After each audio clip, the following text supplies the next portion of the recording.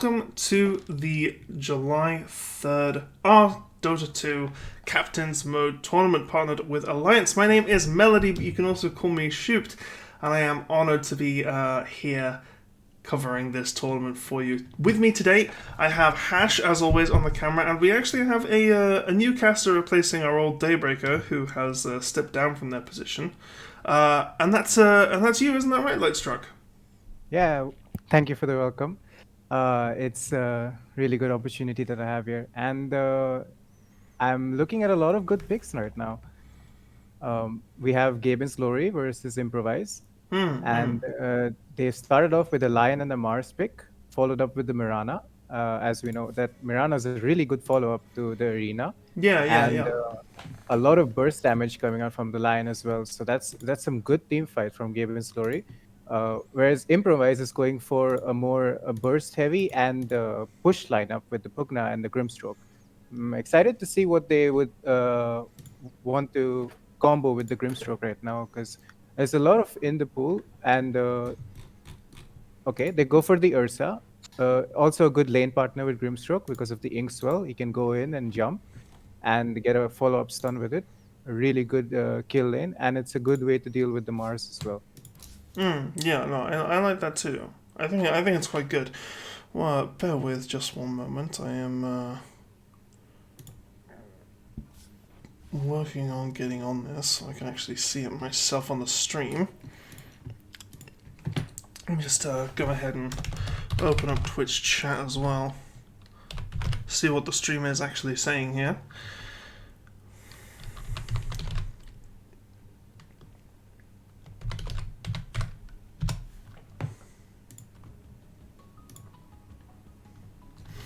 Alright, so now if we just look here, we can now see, yes, this draft that you were talking about before. So as people can see, just to go over it again, we have Lion, Mars, Moran, and Storm Spirit on Team Gaben's Glory, and Grimstroke, Pugna, and Ursa on Team Improvise. Also some interesting bans as well. I can definitely understand a ban on Nyx Assassin, Doom, decent heroes, but a ban on the Shrek? Maybe they have someone who plays a lot of it. Yeah, maybe Leshak is a ban to like somehow deal with the anti-push if Pugna leaves the lane because normally that's the opposite of what Pugna wants to do is just take your tower and then move on. And you kind of don't want the same thing happening to you where you leave the lane and then Leshak just gets a free tower because of it. Yeah, and you really don't want that, honestly. That early push can mean such a big gold swing in this game. Yeah. Also, I think Leshak is one of those heroes that does not really care about the ward that much that Pokemon provides, just because he's an int hero and his mana spells are a little bit less casty in one go. So it's a good way to deal with the Pugna. So I think that's why they banned the Leshak. Lina, I think, is another just like really long range hero that can maybe out CS and out push the Pugna's pressure. And Storm Spirit is also one of those heroes that can really jump you from go towards the backlines, get the Pugna, get the Grimstroke, like beat their team fight at their strongest points. So I think Storm Spirit is really good pick here Well, from Gaben's Glory. the thing about Sunspray is they don't really have too much lockdown for it. No, like Yeah, the only real thing that I can see here that would give Storm Spirit a serious amount of trouble is would be the Grimstroke W. yeah, the Grimstroke silence is kind of problematic, but they do have heroes that can, deal with it, like Mirana, maybe shoot from far away because of the leap attack speed, and Storm Spirit naturally builds the Yules as well, so maybe that can deal with it as well. But I do like the Yeah. Storm Spirit pick a lot over here because of the lack of lockdown from Improvise. And speaking of lockdown, now See, they have an Earthshaker, now that's but good I've not. lockdown, but it's not targeted, and that's really what you want Yeah, for Storm Spirit, because otherwise he can just dodge it with ball lightning. yeah. I haven't seen a lot of success for this hero on Earthshaker. I saw it yesterday from, I think, Arkosh Gaming. Yes, Arkosh But did pick it. Yeah, yeah. yeah, as an offlane Earthshaker. So I think this is an offlane Earthshaker as well. but it did not Yeah. do that well. As far as I remember, they did lose, Mm. and that was against the PL. Yeah, So yeah, and that's a that is the natural, like, aside from Meepo, that's the natural good Earthshaker match. So yeah, it's not even like it was a hard counter or anything. I don't quite like Earthshaker as a core position just because I feel like he doesn't, unless you build him as like a Crit Shaker build, he doesn't yeah, really use the gold very effectively. I'm very firm in the belief that you only need Arcane Boots and a Blink Dagger on that hero. yeah. Drow So Ranger picked the here though. um, I'm not too keen on the Drow Ranger against that lane, but it is a double melee Spirit Breaker Chicker lane, so maybe it is possible for Drow to kite around. She's not as bad of a laner as she was before because of the multi shot now coming in with a lot of damage and the Lion to back her up with the disables. Yeah, So I am favoring Gaben's Glory for this draft. I would I say think so too. Yeah, I agree with that. they have a more easy way to accomplish what their spells do, and because it's very fight heavy with the Yeah. Mars Arena, with the Mirana follow ups and Storm Spirit. And Drawing, you can just sit at the back, hit through the other side of the Mars Arena, and not have to worry about anybody jumping her. So I'm favoring Gaben's Glory for this. But Improvise do have a timing in this draft where they can like run at you with their heroes. A lot of their heroes have a lot of snowbally tactics. Like Pugna can just after a team fight take a tower.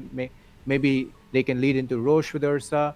The Spirit Breaker can definitely jump backlines and get buffs from the Grimstroke, so you can have follow up with that.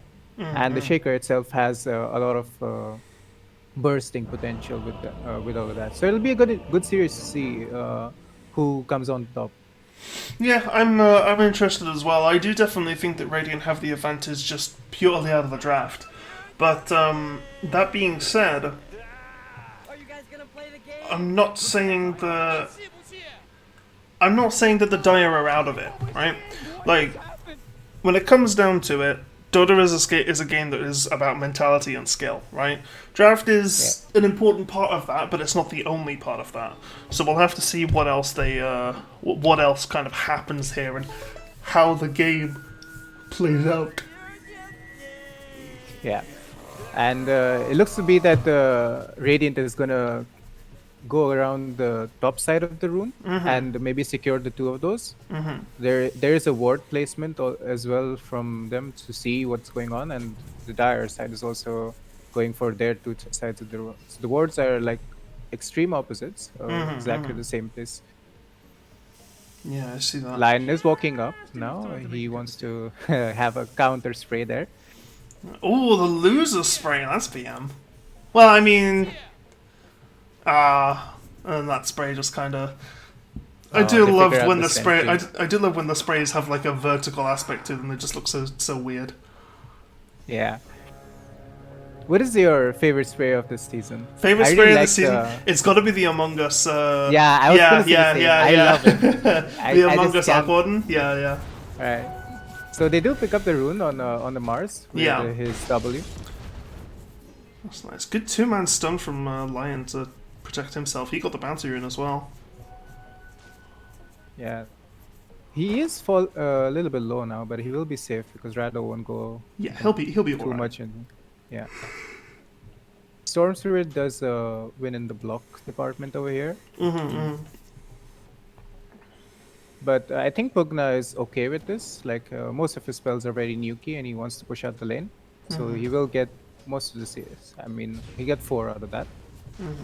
So it's pressure for Storm to now CS on the tower. Yeah, it's quite nice for Storm. Obviously, the thing is both teams, while they have aggressive, well. Oh, Oh, that was a burst nice, well. that was a nice pickup there. Actually, only just caught by Hash there. Very nice stuff. Yeah, Earthshaker actually picking up that first kill. Really good stuff.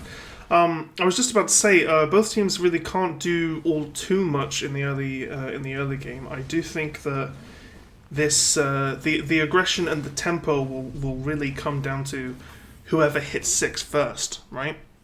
Like Yeah. whichever teams, you've got the ball lightning coming online. You've got finger. Oh, Marksmanship is a topside. great one too. Oh, that's a really nice ink swell there from Nick Stargaz. Still fighting it out. They know that Mars is on the way. Ursa's also on the way. Slight overconfidence there, thinking that the trade would go better, but Ursa, really nice stuff, making sure to get the point in queue so that they can follow up on that. And a good play by Nyx as well, like dewarding this sentry, and then you can just deny your ward after that. It's really good to do this, even in pubs, because if you place it in the center, you can get the entire box area, and you are guaranteed to get the sentry. Yeah, no, it's really smart, and it means you don't get basically you just don't get messed around by weird hitboxes and stuff. No, it's very good stuff. Yeah. Spear coming out on the Ursa, just a little bit of harassment. Yeah. You see Targaz do the same thing over here. And bottom side,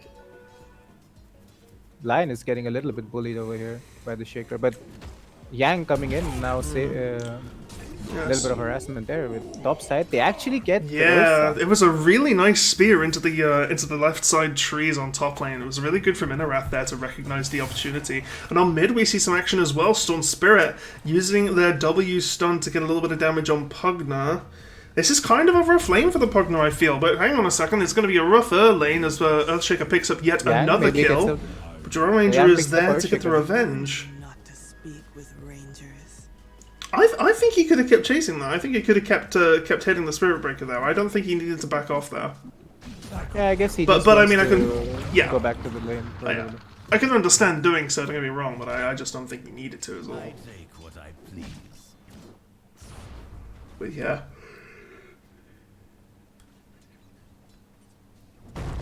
Right, nice Double Fisher charging in. That's good. Oh, no bashes, unfortunately. Lion is still level 1. Yeah, he's not had a good game. He couldn't regen that much when he got bullied by on that top, and then he died afterward. Speaking of Pugna, I was about to say, you not... just talking about regen, here's someone who needs it. Luckily, he'll be able to pick it. Oh, look at that, beautiful. He even wanted the extra mana, getting rid of the Mantle of Intelligence. Nice. Yeah. Good stuff. The way how mid works nowadays is like there's a lot of runes every minute basically, and that's why bottle is just so strong right now. Oh yeah, but bottle building mids are just absolutely insane. And even if you don't build bottle, the amount of regen that's available to you on mid lane, just with the water runes, the bounty runes, and then the power runes, it's just there's so as you see, much. like Rado just used his TP to get close the cap over there to pick up the other water rune. Yeah, but that's worth it because it means you can stay in lane. Oh, yeah, topside Grimstroke taking a fair bit of damage. They Not almost so much... got the Mars, but not committing too much. Yes, it's not really. The thing is Mars could probably turn it if he had mana. They're using. No, he didn't have mana, but I think this is a situation where you want to keep them low, so they can't do much. It's better than getting a kill where he would regen fully. Yeah, they do commit for this one though, and maybe they'll get Ursa in return. He's coming close. Yeah, and he nice, good stuff from Thargaz there. That was a very close kill. Well, that's worth it for the Ursa. He died first, so... Oh, Lion... Mr. OD getting the courier snipe. Careless with his courier. You always gotta watch that kind of thing against someone who's got so much map presence as Spirit Breaker. He's just I swear, ever since they made the courier change for 5 heroes, I've seen a lot of couriers die. Oh yeah, well it was for a while, and I'm not sure if it's still a thing. I don't see Nature's Prophet played too much, but for a while, Courier Snipe Nature's Prophet was just like a really good thing to do. Like you'd be able to just pick it up really easily. Yeah, I'm a bounty hunter player myself, so that's also my forte. Yeah, of course. So you can just shadow up behind enemy lines and. Yeah, but it's also a trick where you kind of realize after a certain amount of time that they're gonna use their couriers, so you can. Actually tell when they're gonna do it. That's, wow, walking up Phantom. And he's gonna have to zip away. He's zipping in again. Yeah. They want the regen rune, but a little bit too greedy. I've gotta say, walking up slowly and breaking the channel with W, that was like That was really reckless. I respect what he was doing because he wanted to conserve his resources so he could kill him, but honestly, you need to break that channel as soon as you can, because otherwise it's just not going to work. And now the Ink Swirl on Ursa as well is going to make it so the Thargaz go straight down, and Mars is also looking really, really worse for wear. Ursa is gonna make it out. The spear gets tanked by Pugner instead of Ursa in order to guarantee that double kill for the Dire. I gotta say, even though we gave the draft to Radiant, this is exactly what I was talking about. Dire are playing amazingly right now. They're really working together as a team, and that is what is important. Rado making a really good rotation over there from the mid lane, getting that regen rune, and then walking right up, killing the Mars. It just opens up a lot for the Ursa, because otherwise he would have died in that situation. Yeah, it's really, really nice. And also it guarantees those kills as well, which is just wonderful. Yeah. And now Pugner can go back to... Pugner can very easily go back and start pushing. Bottom side? Yeah, bottom side. Oh The no. Fisher. Oh They do no. get oh, line no. again. But this is okay for the Drow right now, because right now Drow is at the strongest. Top side? Yeah. Top side, yeah, no, they're just going in with that Ink Swell again. It gives you so much aggression in the early game. It's so strong. Especially against someone like Mars who does not have... Oh my god, they're diving this with Ursa the is Enrage committing as well. He Committing might really be hard punished for Lion. this. Oh, the wand might just be enough to keep him alive if he starts DPing right now. Oh no, Lion. Oh my god, look at these tree dukes. Oh, gone without a trace. Oh, they actually pick up the Drow. Yeah, on because of bot lane this. they managed to do it. Now, this is something that's interesting right now. Drone actually doesn't have any points in silence against a Spirit Breaker, and I feel like that might be a slight mistake, because your silence can, one, get the Earthshaker, like it's double melee, it can get them off you if they manage to get onto you, and two, it interrupts the charge, right? Yeah. Like, That's another thing. I feel like a value than- point is just kind of worth it, right?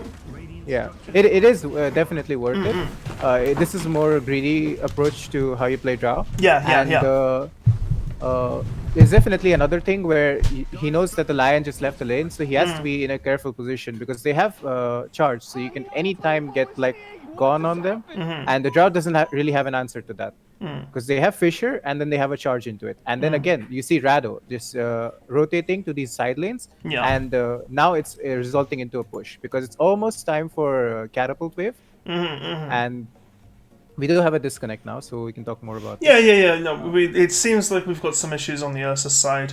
Unfortunately, it's kind of like you remember that meme where it was like it was at this moment that Ursa knew they messed up, because look at Innorath. They've got spear off cooldown. Ursa is in an absolutely terrible position for it. They can spear in and just like get a few auto attacks. There is a level 3 spear as well, so it's going to be doing a massive 250 damage.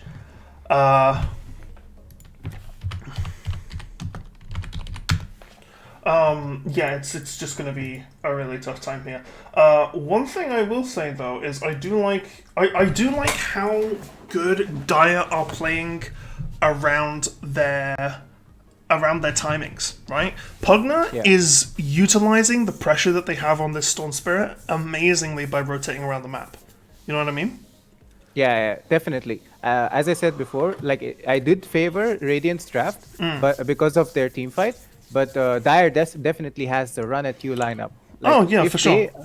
If they snowball, it's going to be really hard. But right now, the Ursa can definitely use his Enrage, because he has the level advantage, if he does have it though. He doesn't for like 10 seconds. So this could be a good time to go on the Ursa right now. This could result in a kill. Yeah, I think it goes quite well here. He doesn't have Enrage. He has his Q available, but that's it. But the cast time on Q means it might not be too long.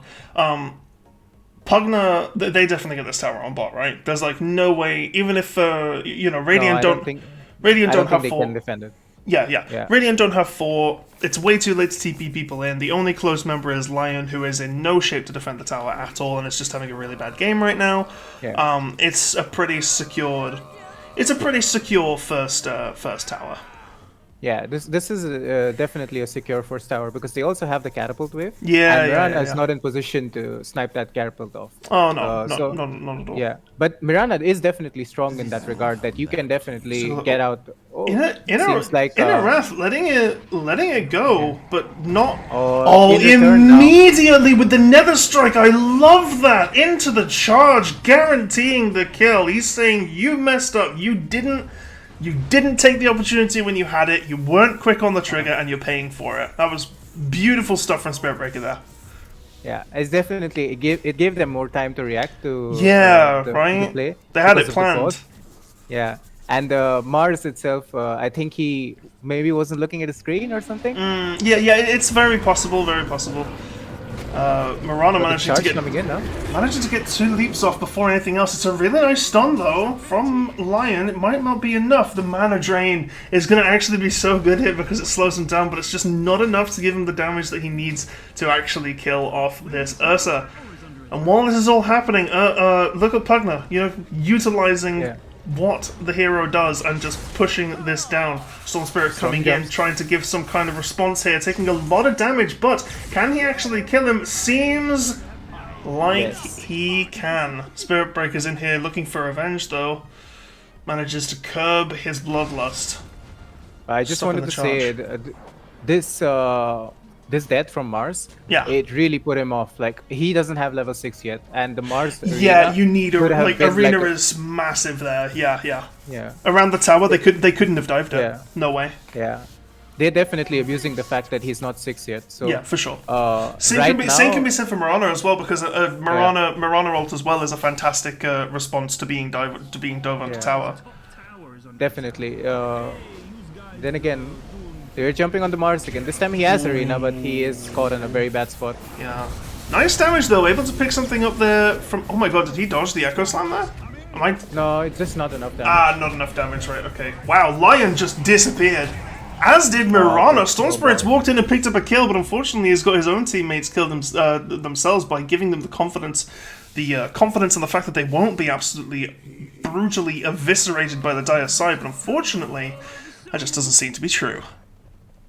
Just improvising to their team. Like Yeah. this draft is not it's not the best draft. Like I'll be honest. No, it's not. But Well, I mean, the way you and I the both agree. Yeah, execution- yeah, yeah, yeah. Yeah, the execution is on point. Oh yeah, for Like- sure. No matter what they put up against, like they have the level advantage right now. But the storm just comes in and they're like, no, we're just gonna echo you. Like we don't care. Yeah, exactly. It just pushes him off. Like he's scared now and he has to go back because it's like a hero disadvantage for him. So he has to leave that area, and in return, now 3 heroes get killed, where it was just going to be the Mars. Yeah. And 3 minutes later, they've gone and they've wiped another tower off the map as well. And then you've got Spirit Breaker and Earthshaker just kind of moving around at this point. They are a very deadly combo together. We've also got Grimstroke on that backline as well. Lion, unfortunately, still not 6, so he doesn't have access to that finger, but he's like 1 creep away, so he's probably just going to walk over to mid and wait for someone to die. There we go, just like that. So he has finger now, which could open up a lot of kill options for the Radiant side, and hopefully it'll get them something. It'll get them something nice. But if they don't actually do anything, then it'll be interesting. You know, like if they don't actually manage to do anything with this and they use Storm everything. does have an invest run right now. Like Yeah, they could get something here. Only problem is they're moving to top, but all 5 And heroes nobody's there. are in bottom. Yeah. It's unfortunate. And the thing is that they're getting a really nice push here on top tower, but they might be trading the tier 2 bottom for it, and that is just not worth it. Invis now, like he did pop the Invis and he sees the Spirit Breaker. Yeah, he's being sneaky. Yeah. They're charging on Dro. bottom. Oh, no, Dro. this looks Oh, nice 4-man silence. What a god. Really nice stuff. they're Not gonna able save to it. save him, unfortunately, but that was a fantastic silence. Lion now given the opportunity to TP in and gets another stun on themselves. That was a beautiful Fissure from Earthshaker, though, is going to make it so that Mars can't actually... Oh, wait, hang on. No, they actually can. This was... Whoa, whoa, whoa, whoa, whoa. There's a lot of different things happening here. Pugna played that absolutely amazingly, decryptifying him so that he couldn't get anything done here. And Stone Spirit still hasn't revealed himself and just hasn't been able to because there's no kills that he can very easily pick up. I'm sure he's probably looking at the Pugna or maybe even the Spirit Breaker As he comes in for that charge, oh, he's way out of there. Mirana, unfortunately, is out of there too, but instead of going to the base, she goes to the Shadow Realm. So what happened over there was the Mars itself, like he caught the Earthshaker, but he took like 3 seconds to react to him getting him the spear. Yeah, because yeah. he wanted to join the fight that was behind the tower. But then he was like, I can't do anything about that, so I have to take this. And he takes the spear, but not using any other spell or hitting him even once, results in him not even getting that kill. Yeah, no, that's a good way of putting it. Yeah, thank you for explaining that to me, because there was just so much going on at once, and there was like, you know, Pugner and all these kinds of things. It's nice to have someone who understands these kinds of things and is able to relay it to brainlets like myself. Oh, it's fine. There's nothing like that, right? Yeah. I have to say, oh, nice, yeah, that's the finger. Okay, cool. That's how you want it. The arrow was really nice on Pugner there. Enrages in. Manages to get the tower. Now, while that was quite good, I do have to say, you've lost your tier 2 tower at 14 minutes. That is a huge... Like, at 14 minutes, losing a tier 2, and by extension your outpost, that's a huge difference in XP earned and also in gold across the entire team. This is a really slow start. Now. Yeah, it opens up Roshan, yeah. Well, ideally it would be a really good lineup to take it. Ideally they would clear out the top tower first. Hang on a minute, yeah. Really nice arrow follow-up from Morales to pick off the Grimstroke in the backline, but Storm Spirit himself is just not strong enough to actually go toe-to-toe with the Earthshaker and the Ursa, who is now just going to absolutely decimate this entire... just anyone he comes into contact with. He's like a boulder. You can't really stand up to him. He's just going to bowl you over. So, they do pick up a return kill nice. with the Drow. Yeah, they used Arena for it. The biggest problem right now from Radiant is that they are not playing with Mars a lot. No. He's gone a Midas. I don't like the. Oh, I know that Midas. No, I don't like the Midas. I've seen Midas Mars a few times, but I really think that's not what you buy here. Yeah, I do think you go. Lacks ways to farm. Yeah. But, he is also the most important hero in this game for Radiant. Like he has to be making the plays. They have to follow up for his arena, but he's not been able to utilize it that much. Well, the thing is, they do get a 3-man right now with the Hex. Yeah, and income Stone Spirit to follow up. The little bit of stack stuns there, but it doesn't matter. They've definitely got the damage to pick it up. Yeah, the Orchid pick up from Storm as well. The kill on Ursa, that's a 4 times kill streak bounty. That's actually quite nice here, and that will put Storm closer towards their next item, definitely. And with that, Storm does now lead the charts of the network. Like he's coming back into this game. So yeah, for sure. He's doing well. He's got his Orchid. He's got everything he needs to make plays happen, and he's building into his Kaya as well. And when Storm finishes an Orchid, that's kind of a big turning point for the character because it gives you that extra burst and that extra opportunity that you need to just jump on someone and kill them without them being able to come back or do anything about it. It's one of the beautiful things of Stone Spirit and why he's such a good engager and ganker. And now this will then funnel him through to this Kaya and then possibly also through to this Bloodstone as well. It'll be interesting to see what he does after Kaya. I can definitely see in this game possibly buying the Kaya, leaving it as it is just for the spell amp and the stats, and then going into BKB just to secure your survivability in this fight because it's really nice against Pugner and Grimstroke. Oh, very optimistic charge. Yeah, really? Yeah, I gotta say, the charge there was, optimistic is exactly the word I would use. Lion with a mana drain, that's, oh my god, with an Echo Slam as well, they're able to turn this around so quickly, that's 2 for 1, and the Leech! Are you kidding me? With that max range Leech, absolutely just throwing so many wrenches in all of the gears that Radiant were trying to do there. It was fantastic stuff from the Grimstroke and will guarantee another kill, make that 4 kills, make that 5 kills. NH4MNO4 on a killing spree there with that triple kill. And now the Dire side are in such a free... This is such a free Roche, right? They cannot possibly contest this. And now this opens up not only the mid tier 2, but also the top tier 1, and possibly also the top tier 2 as well. Dire are exactly where they want to be right now. Yeah. So all of this happened because they have a mid ward over there. that scouts the Storm Spirit. The Spirit Breaker presses charge. Yes, it is optimistic, but this team is called improvised for a reason. And Yeah. NH4MNO definitely improvised to that fight over there. Like, yes, you lose the Spirit Breaker, but everybody is slumped up, and you see the one guy you want to jump. You want to jump Drow, and you get the Echo Slam on Drow. It does a lot of damage, and then the Grimstrokes definitely gets a leash from that, double silence into the arena, Yeah, but then they yeah. get the Pugna from behind, and Pugna is not contested at all in that fight, so he gets to get 3 sucks off, and he heals back the Ursa.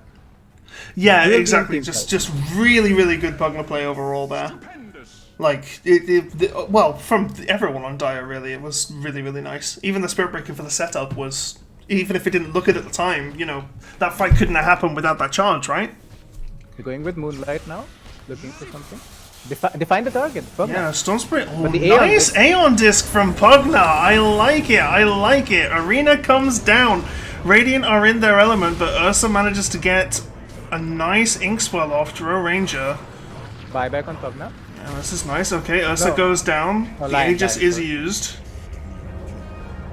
Can they do anything here as he comes up from the Aegis? They manage to get the silence off, but Inkswell is there and is That's able a to pick dieback. up. Yeah, that's a dieback on the Lion. Oh my god, Ursa running into melee range! Okay, she was dead anyway. I was thinking if Mars speared him into tower and gave him the ability to kill the drone there, that's a really nice. Oh my god, Storm Spirit just runs in and absolutely demolishes the Dire side. That was amazing.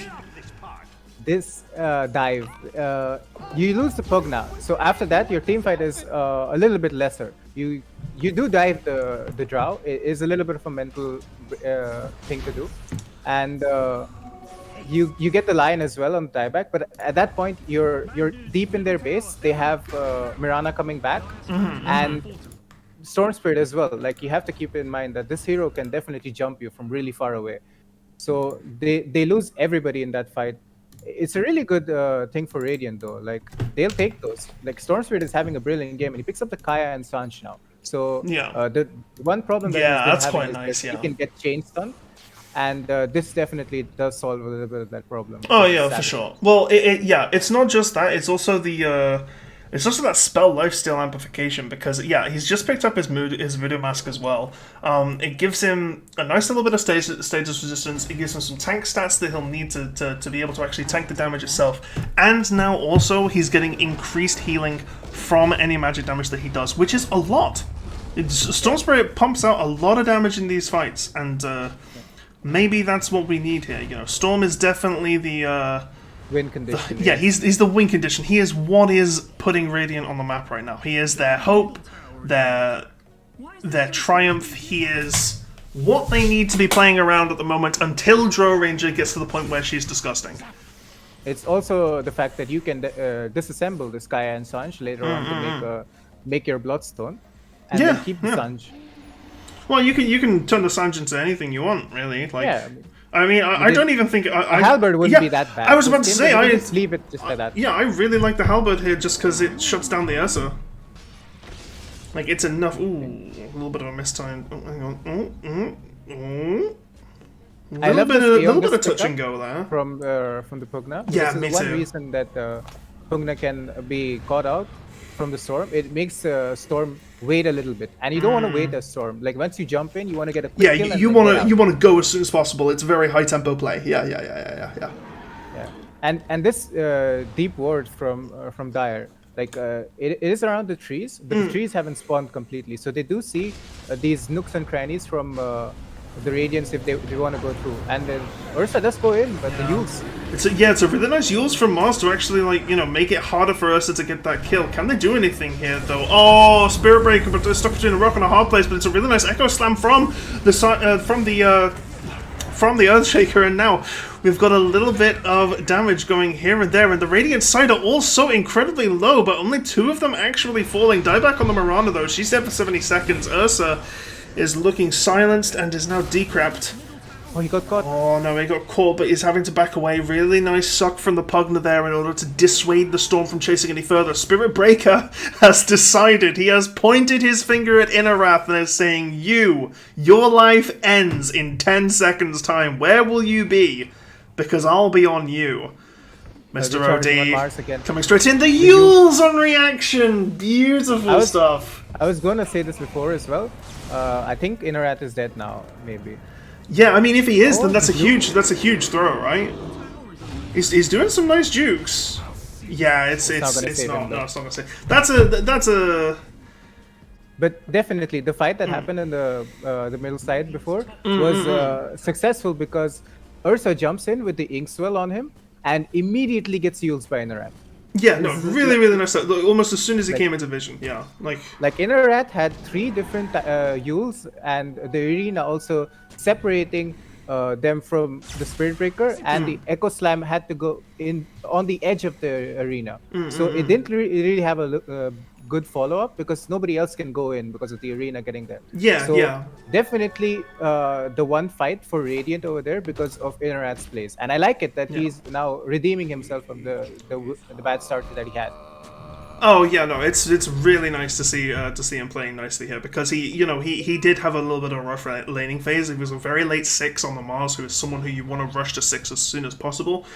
So yeah, it's very nice to see that. Smoke on the mid lane. This will be interesting. They've got 4 heroes smoke. The only one that isn't is Spirit Breaker because obviously he can join a fight at any time. He's decided to go on the Mirana. He's going to run through the team. He's actually been silenced. And Spirit Breaker taking a lot of damage here, but it's not going to be enough to actually kill him. The Mirana arrow misses.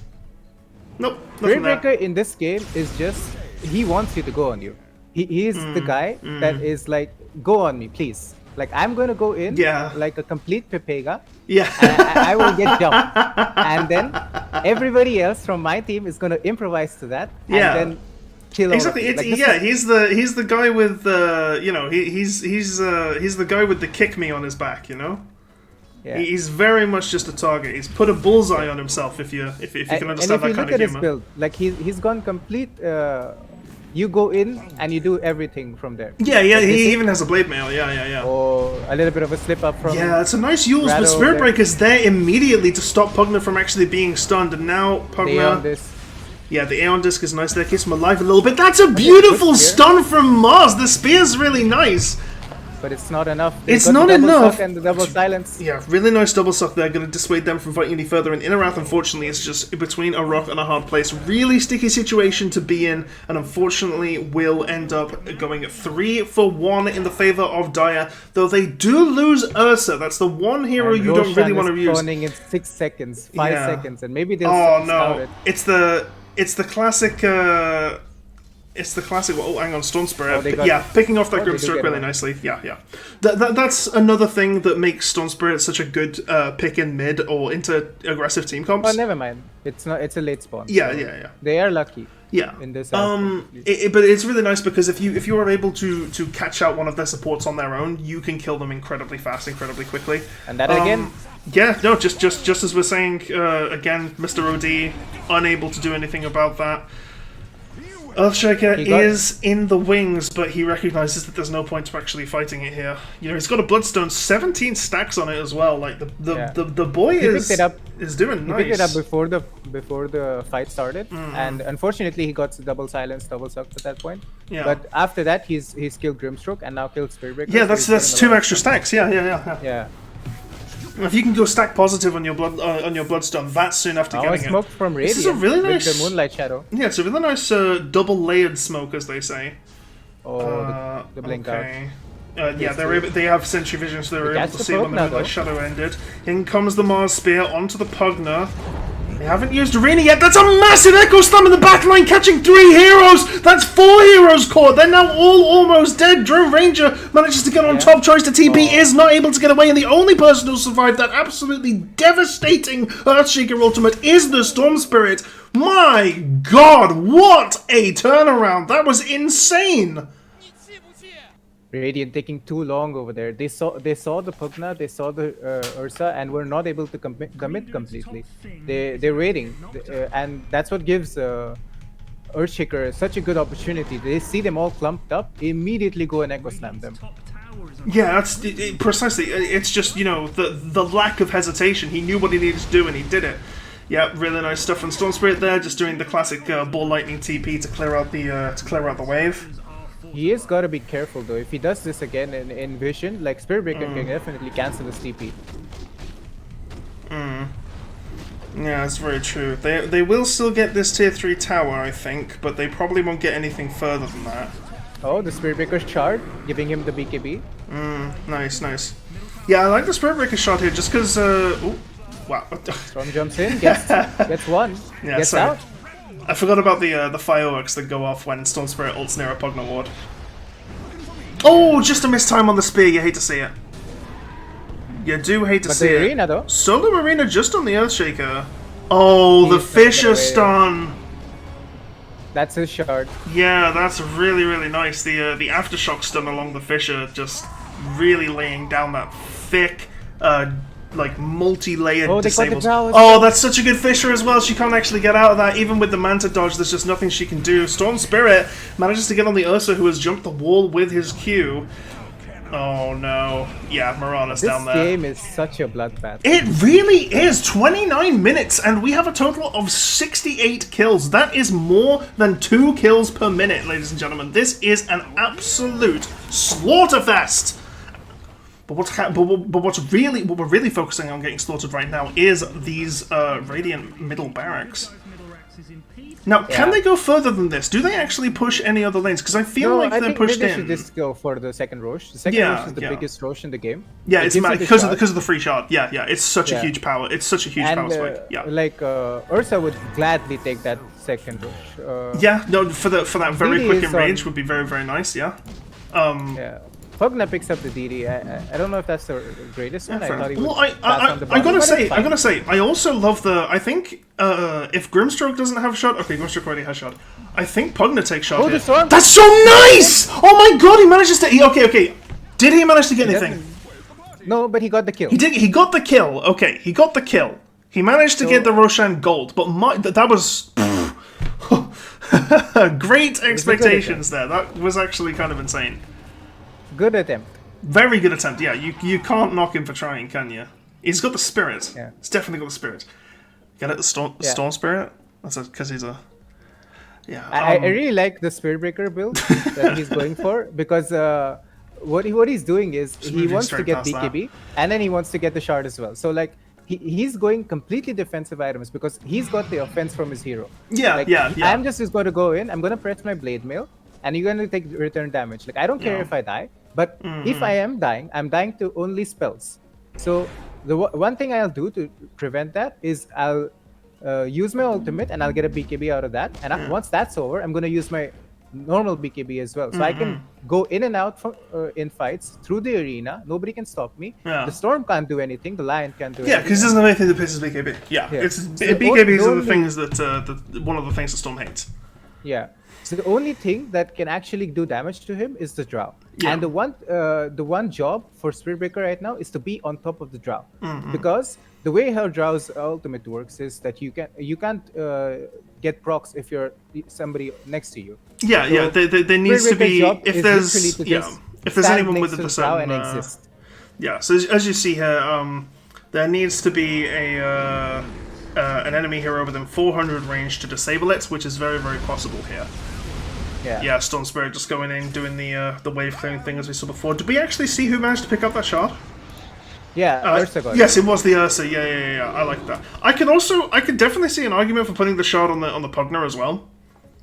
Just because they don't really have a very outside of Storm Spirit. Okay, you know what? No, they do have consistent ways to break life drain. I guess it just hasn't been happening too often. I feel like the Ursa shard is just too good to pass on. Like you get for sure. You get an ultimate every time you use your Q. Every time you use your Q, so. and you're going to be using your Q pretty much off cooldown in a fight. Also, I just want to say, Pugna is currently topping the board in net worth. Yeah, he's been having a great game. For real. Storm Spirit coming in, getting a little bit of damage, getting out. If we look at the gold graph real quick. Goodness me, you can see how even this game was. for a very long time, up until that Roche fight, or rather that big team fight in the mid racks. That was it's interesting. Falcon is sitting on a lot of gold right now. Yeah, he's looking at buying out a Hex, which I like a lot. That is gonna make the Stone Spirit feel absolutely terrible. Yeah, and if you see the Earthshaker, he just smoked up. Oh no, Stone Spirit messed up. Oh, Spirit Breaker in the backlines as well at the same time. That big man. to full use. Oh yeah, really nice. It's gonna be he's gonna be able to take down the Lion. He's down with no buyback. The arena comes down, but is it too late? Light Struck. Is it too late? Storm Spirit is also here, going absolutely nuts, just throwing electric, just throwing ball lightning all over the fight. But Dire have not yet to lose a hero. This is the time. Storm can definitely do this right now. Yeah, I mean, he has the base regen. He's got his bottle constantly ticking. Ursa coming straight in, but is getting stunned. The Echo Slam is there to provide some kind of support.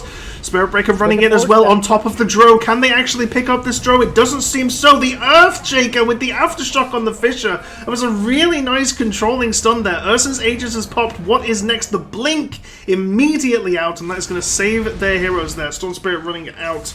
And it's not able to do anything more. It's not going to overstand. Yeah. Oh yeah, the force stuff there was I didn't pick it up because there was so much happening at once, but there was a force staff play there that was absolutely fantastic. Why don't you tell us more about it, Lightstruck? So what happened over there was like the Fissure landed on Drow and Mirana. Yes, near the Radiant base. For yes. the Echo Slam, but just as that frame second went, Drow forced herself, and she doesn't take any damage from that Echo Slam because of it. And then she can survive and then turn on them. Yeah, so and that in itself keeps her alive because the Spirit Breaker. Yeah, because the Spirit Breaker was charging on her. Yeah, And this next item from Drow, I really like it. The shard, she picks it up, and Grimstroke also getting an Aeon Disc of his own. The shard for Drow, it just gives you insane amount of wave clear and slow. It also applies. Hypothermia, I think it's called that. Yes, hypothermia. And, that's the passive. It stops their regen and deals bonus damage per stack. I'm pretty sure. Yeah, it's got like a 6 stack, and then after that, stuff starts exploding. Basically, it does a lot of damage. Yeah, so a lot of damage, and it's really good against a team with a lot of lifesteal. Ursa, of course, a natural lifesteal builder. He has his Morbid Mask, and he may be looking to go into Satanic after this Abyssal Blade, which he does have queued up at the moment.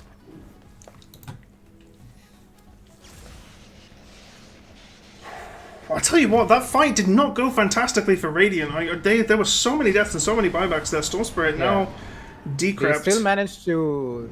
they don't kill him here, do they? No. Oh. He's got too many defense. I've got to say, very nice call on the Yules in draft, by the way. He did make sure to pick that up. Yep, that's Drow Ranger. Yeah, she has to use. Oh, that's a really nice Hex on the Drow. She might not actually be able to get out of this. It's a nice Manta dodge. Oh, but the Earthshaker Aftershock will actually pick that up, and that is a dieback. You're right, that's 90 seconds with no Dro. Dire are looking to possibly take this and put it in a situation where Radiant cannot possibly come back. That is 3 heroes down. Mirana also getting dangerously close. Phantom is without mana and is so close to the base. They just need to get inside so they can actually ball lightning, but no, they can't. They are dead as well with a dieback. They are down for 95 seconds. It's just Mirana up.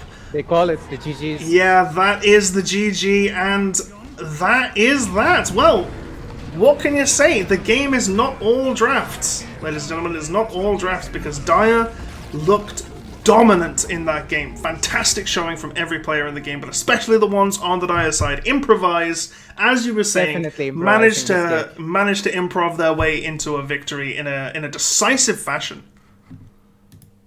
Brilliant. Just really good slaughterhouse game. I love to see a lot of fights from this from teams like this. It's definitely a wonder to cast. Oh yeah, it's fantastic. That game was energizing in a way. You know, it was really just one of those things where you could see.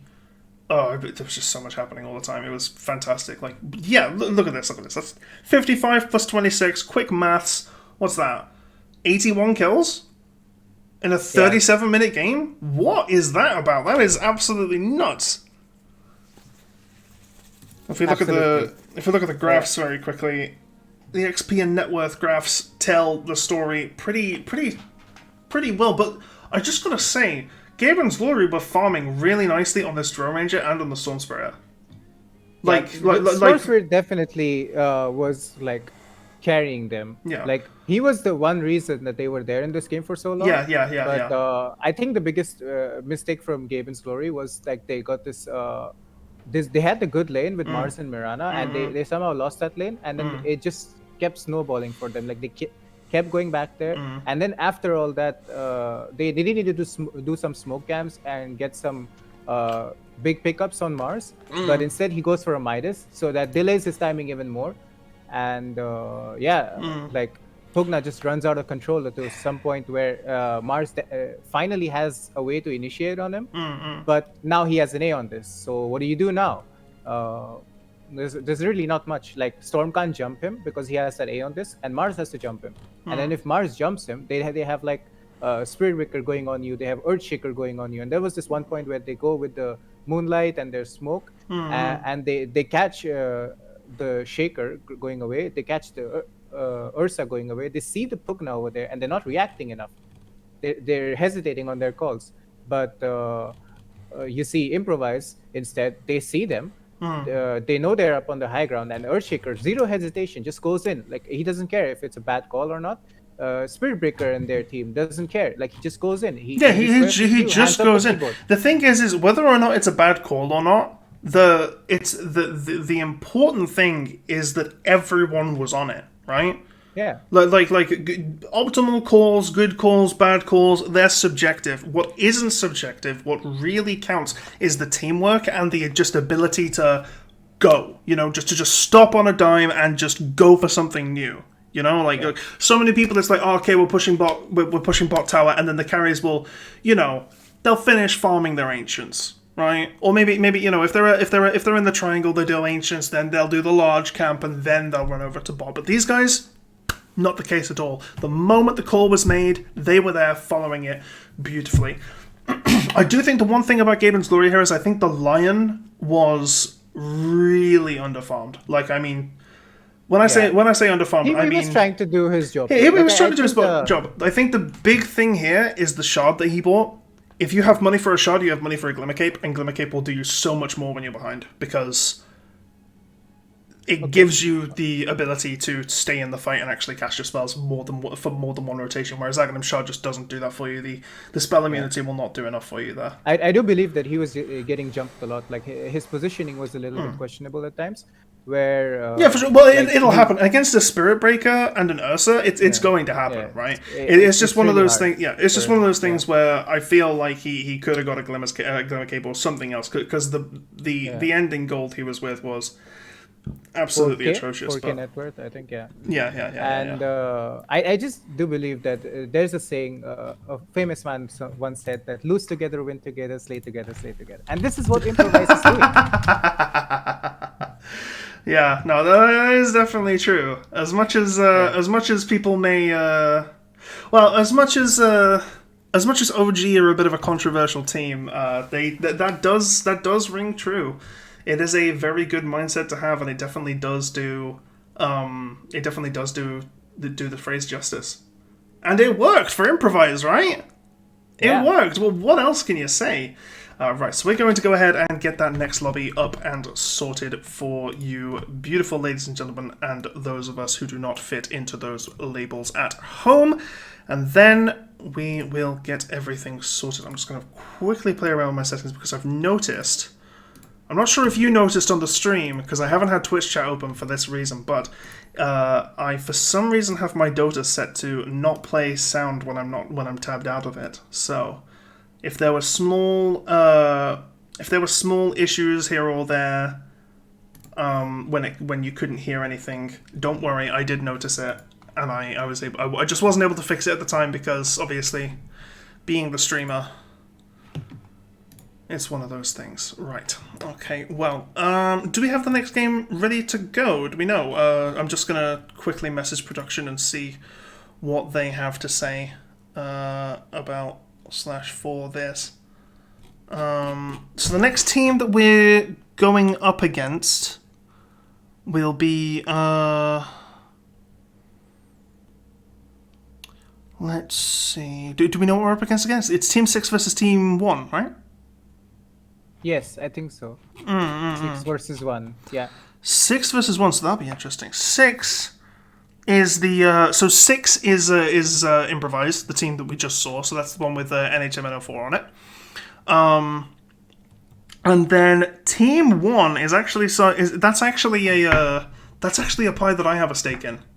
One of my friends, the player Homemade Pizza, is someone who's been in the tournament a few times, but they actually joined the tournament off my recommendation. I knew them from outside it, so I'm rooting for them to take it, you know. All right. So I'm slightly biased here towards Team 1. No, obviously okay. that won't reflect. I don't on my know cast, a lot right? of people over here, so I'm the complete unbiased opinion over here. So That is completely fair. Yeah. You are relatively new to it, and I've got to say, yeah. Fantastic first cast. Like I've got to say, just like, you know, from me to you, like on stream and everything, really good stuff to just come into the role and hit the ground running on it. It's very nice stuff. Thank you so much. Nice. Well, we are now just waiting for the lobby to actually go up, and then we will basically just make it all work. If I just look over here, yep, okay. So, just very quickly checking a few things with production and whatnot. Okay. Alright, please bear with us. What we'll do is we'll probably take a short break, if that's okay with everyone at home, and then we will return when the lobby is actually up and ready. So please do not go anywhere. We will be back very shortly after the following messages. If it'll work. Come on, you can do it. I believe in you. Come on. Do the thing. Yeah, there you go. Okay. Dun, dun, dun, dun. Well, this is Can good. you still hear us? Yeah, they can still hear us. Sorry, I'm just listening to some music that I'm putting on. I'm not feeling this right now. And no, not really what I was thinking. Not really what I was thinking. What else we got here? I'm just looking. I found a very nice royalty-free gaming music playlist, and obviously I'm gonna go ahead and use that because, you know, it is what it is. What's this one? Yeah. Seems we have the lobby ready. Oh, do we have the lobby ready? Oh, Rise Up by the Fat Rat. There we go. All right. Take a very short break while we get the lobby sorted, and we will come back at you with the draft very, very shortly. Keep it real, you guys.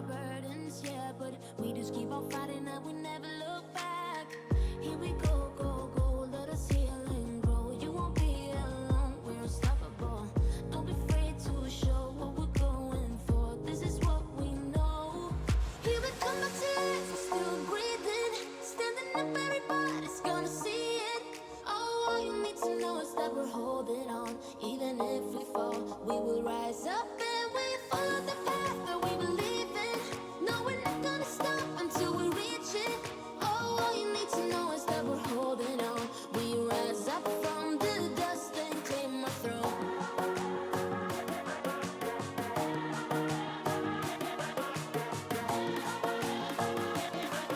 We rise up from the dust and claim our throne.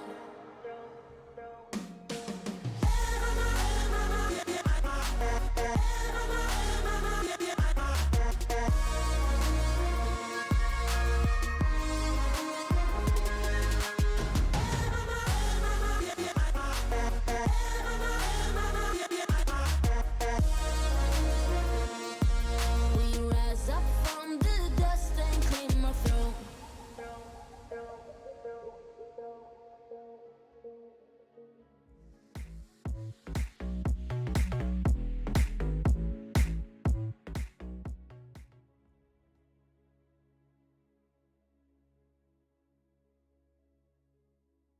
Ladies and gentlemen, boys and girls, and beautiful people around the world, as a famous man says sometimes.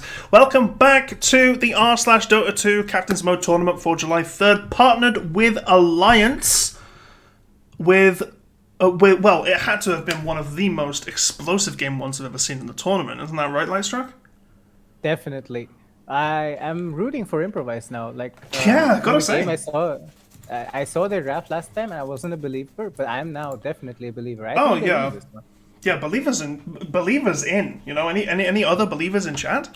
I do gotta say, just before we get into this draft, it is currently on the screen, so you guys will be able to see it in all its glory. The Wind Ranger and Nyx band immediately. But before I just talk about that, I do want to talk about who makes these things all possible. And it's not just the Orange team. It's not just the community. It is also the beautiful and wonderful people at Alliance for partnering with this tournament. They are providing $20 of Steam credit to every person on the winning team. So there's a total of $100 in Steam credit, gift cards, and also some special unannounced gifts that even we, the casters, don't know about at the moment. So it is all on the line here. There are some serious, tangible rewards in here, and people are definitely playing to win. It's not just for the steez. It's not just for the reputation. It is for the money and the swag, and that's really what drives us, right? Yeah, and this is also one of the reasons why Alliance is my favorite team to root for. Like, they not only have a team in the Dota 2 scene, not only do they come first sometimes. They do they're come up and first down, sometimes. Yeah, but that is true. That yeah, is true. yeah. But also they take so much effort into getting the other scenes, Oh being a yeah, no, part of the family, and they are like very involved in the grassroots scene. Yeah, for sure. Like they have done absolute wonders for this tournament over the time where they've been partnered for us, and they've been partnered with us for quite a while now. They've been providing stuff with us and facilitating this tournament for a while, and that is something which even outside of my obvious affiliation with the Dota 2 Reddit Cup, I have to give that credit. You know, even if I wasn't involved in the slightest, that's just a very admirable thing. So moving on into the draft, because obviously that's what everyone wants to talk about, right? Everyone loves the draft phase. It's the theory crafting phase. It's all what's going to happen. Big fan of drafting. AA and Wind Ranger banned out, Nyx Puck and Lifestealer banned out, Lion Razor revealed for Pepeg, and on Improvise we have Grimstroke Pugna, which is what we saw last game. These are comfortable heroes for them. The Pugna is very, very good, and Grimstroke knows what he's doing as well. So what do we think we can expect here from Improvise and Pepeg, in your professional opinion, Lightstruck? Improvise, going back to what they did in game one, they had a good solid read on the draft. They have a solid read on what they need to do, and they're sticking to it. Stick to their guns. I like this. I'm a big fan of this. It worked game one. Grimstroke, really good setup, really good follow up. Pugna, really good mid laner, good push. It works with their play style. They like to group up. They like to make plays around the Pugna, and his build up is also really amazing. And Pepek, on the other side, they show their five, the lion, similar five from what they saw last game for Improvise. So instead of starting off with the Mars here, Pepeg will start off with the Razor instead. So I'm thinking this Razor is either a 1 or a 2. It's not that big of a flex. On the other side, Pugna can be a flex. Like he can be played as a support as well. Although I don't think Rado would want to give up on Pugna. He had a great performance last game, and but this also reveals to mid laners. So Pugna knows his matchup, and that's why Razor not being that great against him. Although there is a way where Razor can definitely go on you, but Pugna can get a lot of time for the Razor, like decrepping himself, and Razor can't really do much about that. So you're kind of in an awkward spot where the same as last game, the Storm wants to jump you, and like you have this Aeon disc, and you can't really do much about it. You have to wait there. Razor is also that kind of a hero where he wants to go in, get the kill immediately, and get out. Because he's a fast hero, he jumps you, and then. But Pugna is kind of a hero that delays you for a little while. Yeah. I like this Witch Doctor pick. I think Witch Doctor's really strong right now. I think I definitely like a Witch Doctor pick here, especially into Grimstroke and Pugna. Both heroes that can very easily take a lot more damage than they need to from the Death Ward Maledict combo. The stuns hurt on them. Grimstroke has no defensive mechanics. Pugna, of course, has the suck and the decrep, but the thing about the suck is that you have 8 different instances of stun, assuming the Witch Doctor gets all the bounces off, of which but it can interrupt the Pugna. Death Prophet's nice, though. Yeah, they reveal the Witch Doctor on Pepeg, and this reveals that they both have very, very squishy supports. Yes, both very low base health, yeah. They are very susceptible to dying. And they reveal the anti-mage as well, because That's they see nice. they see Death Prophet, Yeah. and Grimstroke. All of them really high. You have 3 int heroes that have a lot of mana. Yeah. The Witch Doctor is definitely going to be the 5 this game. I wouldn't want to see 4 Witch Doctor. I don't think that's that good. Yeah, But, I think Witch Doctor and Anti-Mage is just a good combo in itself. You've got a lot of ever since they changed Anti-Mage to have percentage mana break. 1 level in mana break can give you enough damage to make some kills happen with the Witch Doctor at level 3 with level 2 Maledict. Phantom Lance is used here, which is actually kind of it's good in the sense that they don't have a realistic way to clear out the illusions, but Anti-Mage gets cleave, Lion can have the AoE hex as the game goes on, and Razor as well also has a lot of damage. You can also get the AoE Finger of Death, and there's a lot of things that they can do against this Phantom Lancer as it goes, as it continues on. I do think that they have ways to answer the PL, but I don't think it's enough. Yeah, they don't have a good answer. They've just got adequate answers. Yeah. And the way how PL works nowadays is that PL plays this game where he gets the shard, and he throws his Spirit Lance from far away. And then he doesn't really commit into fights anymore. This is the reason why yesterday when Arkosh came in, they picked the Earthshaker. It really doesn't counter PL anymore, because PL doesn't go into the fight anymore. He just throws spirits, and they do the fight for him. He just stays behind, and he's this caster that just keeps throwing illusions at people. And I don't think Pepeg has an answer to that. Yeah, the only time when the PL will actually go in itself is if a tower needs pushing, or if they know that they are not going to die, right? But does he really go for tower pushing? They have Death Prophet and Pugna. Exactly. That's the thing, is like in their comp, he doesn't need to go for tower pushing, so I guess that eliminates a weakness from him. Yeah, but the one advantage that Pepeg does have over this PL is that they have the Razor, and once you static link the real PL, he cannot at any point break it. Yeah, no, there's you will always know which is the real one. Because Juxtapose doesn't break it unless he blinks out of the range, like with the. You can't blink because the Razor will hit you.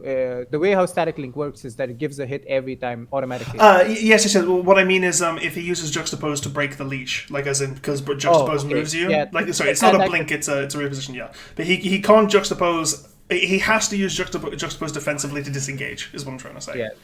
In order to do so. You need to get that perfect. I have to say, I love these bans from Improvise. They know that they're going to be looking into picking a counter to the PL. They ban out the Lashrak, which is a fantastic PL counter, and they ban out the Sandstorm using Epicenter wielding Sanking as well. I love Sanking into PL. I think it's a fantastic counter pick, especially as the game goes late when you get that 40% blind talent. It's really, really strong. So I love these bands from Improvise here. They definitely understand their weaknesses and are playing around them nicely. This is a very nice, niche, thought-out draft, which is something that's nice to see.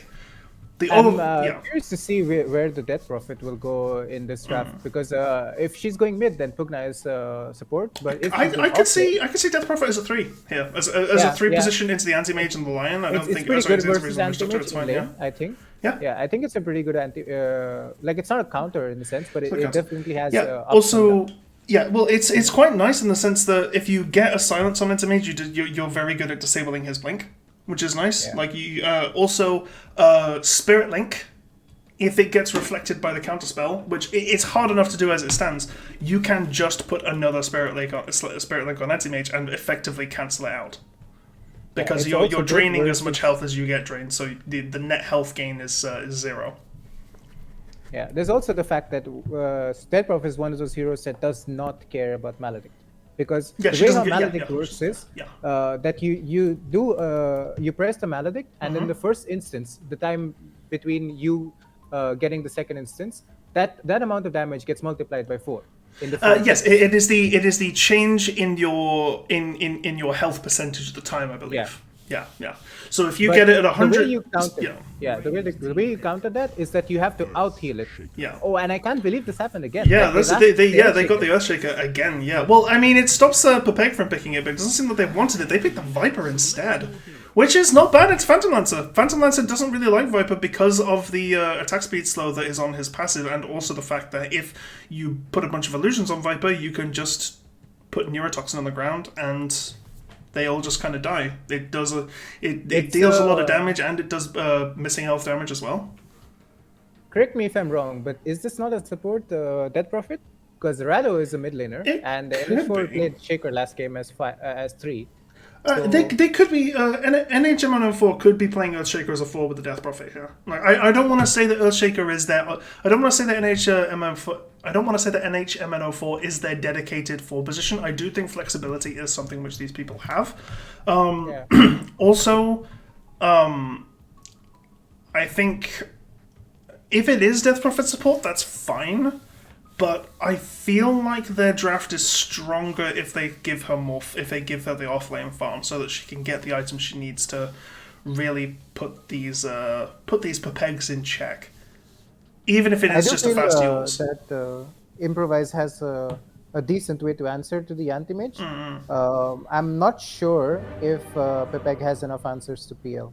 Like, I feel Viper is okay, but again, the PL it's adequate nowadays. Yeah, the way he's played nowadays, he doesn't really care about going in. So I don't know in that sense do they have enough answers or not. Yeah, and it's going to be very... the most interesting thing to watch. Yeah. Because if Viper is able to win that lane, then it puts Pugna in this position where he has to roam to do stuff. But if Viper does not win that lane, it's going to be the same of what happened last game, where Pugna is just going to go out of control and they don't have any answer to it. Yeah, I think that's a pretty solid analysis of how this is going to play out in the early game. With that in mind, my dear Lightstruck, do you have predictions for this game? I'm going with Improvise. I think they're going to win the tournament. I see. Wow, that's a big claim to make so quickly. I like the confidence. That's good. I can definitely see it. I'm gonna be real with you right now. I don't think that is. I did say struck. I did say Lightstruck. Sorry, production saying Melody. The name is Lightstruck, not Lightstrike, and I'm just like I said it. My accent's just bad. I'm sorry. It's fine. Yeah, it's I think we're getting some action here. The PL coming from behind. It's an interesting claim that they're going to win the tournament. I'm going to go with Radiant here just because I have a friend on it, and I do actually like their draft. I know that Pizza is good on the Witch Doctor, so fingers crossed. But if I detach myself from the game entirely, I can also I think I would definitely make arguments for Dire here. 2 for 2 on the bounties. Nothing too crazy happening. No early game engagements. There was a possible action here or there as we saw PL just kind of come in and maybe get something sneaky on the Radiant High Ground rune, but seems not to be the case. I'm a little bit skeptical on the build up from Dead Prophet. She has no regen. She has It's, no, she has no regen. Yeah, no regen. It's a wand and components to Null Talisman. Oh, did she buy a full wand? Oh no, she bought a stick. No, stick. Yeah, okay, that's interesting. It's very interesting. Okay, so we have a link. Yeah, it's a good spell to get level 1. It locks them out from farming and just allows you to dominate the lane very early. It's quite nice into PL. As you were saying, PL has no real way to break the link, especially not in the early levels. I like this Razor into PL lane. I feel like that's a good lane to have. And Grimstroke and Lion just trading blows as well in the jungle. It's probably the best lane to have an answer to PL for. Viper also showing dominance in this lane against Pugna. You know, that's something I didn't actually think about. I really like Viper into Pugna here. Like in the lane, I think Viper can very much snowball this lane. If the Viper is aggressive and gives Pugna a hard time, I think Viper can very much win it.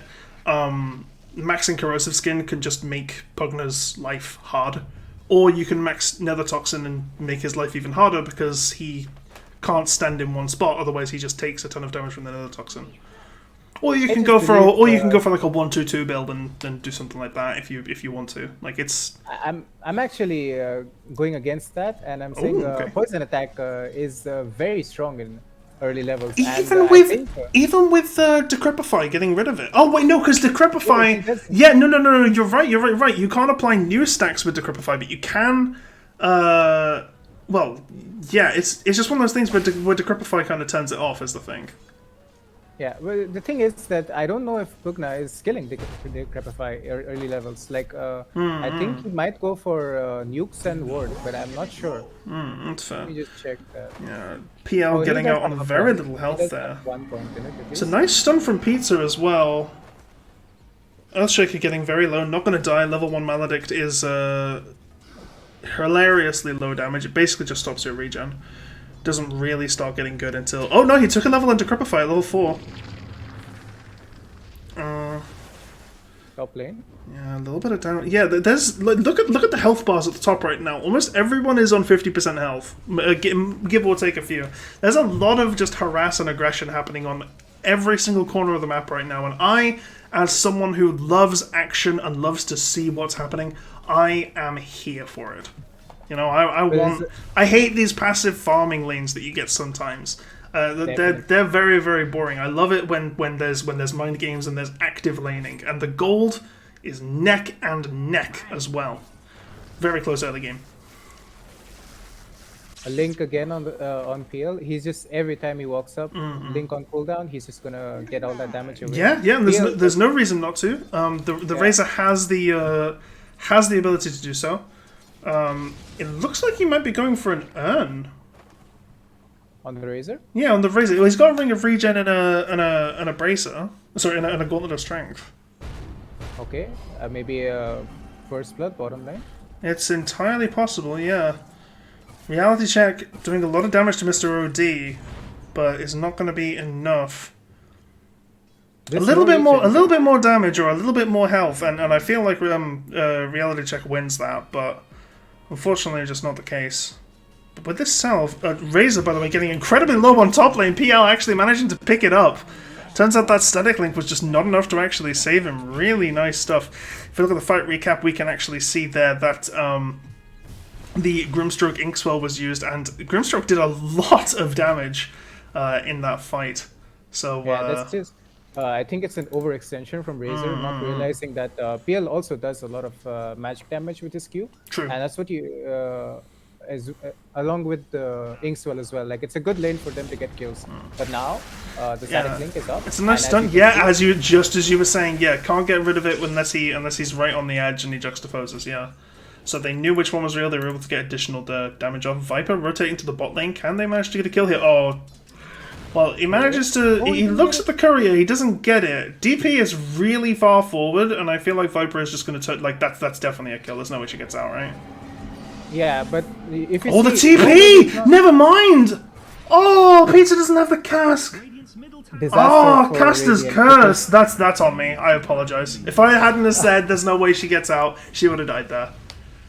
Oh, It fantastic also play. gave Pugna a huge lead on that because Yeah. he wasn't doing that great, but Yeah, now but he's Viper was starting out to of pressure lane, the mid yeah. lane. Yeah, Viper was out of lane for like ages there. Yeah, and if Viper does that again, you're gonna lose your mid tower. Yeah, and that's the that's most throwing the important lane, yeah, tower. yeah. The sooner you get that mid tower, the better, because it just opens up so much space in the radiant in the enemy jungle, which Like, is one just of the what you need. mid laners that you never want to leave your mid lane to is Pugna. Yeah. Pugna, if you leave your mid lane, Yeah. he's just gonna take it. Yeah, the only time you should be sorry, really nice kill on Grimstroke there from Nutella. Also, looking to pick up the PL just a little bit out of range for that static ring. Oh, PL also doing damage, but it doesn't look like it's going to be enough. Plasma field, that's it, not static ring. Whoops. But yeah, I feel like the only time you leave lane against the Pugna is if you've just killed him. Like, it's really just, oh, nice deny, no double damage for you. Takes about half his health bar for it, but still no deny. And also, yeah, Razor picking up 2 kills here. It's really nice. So I think Radiant is definitely getting the better of the lanes right now. The Viper is leading in CS, and AM is not doing that bad either. Yeah. Oh no, well the Razor and the AM are on par in terms of gold. That's a really nice Maledict. I think Pizza can do more here.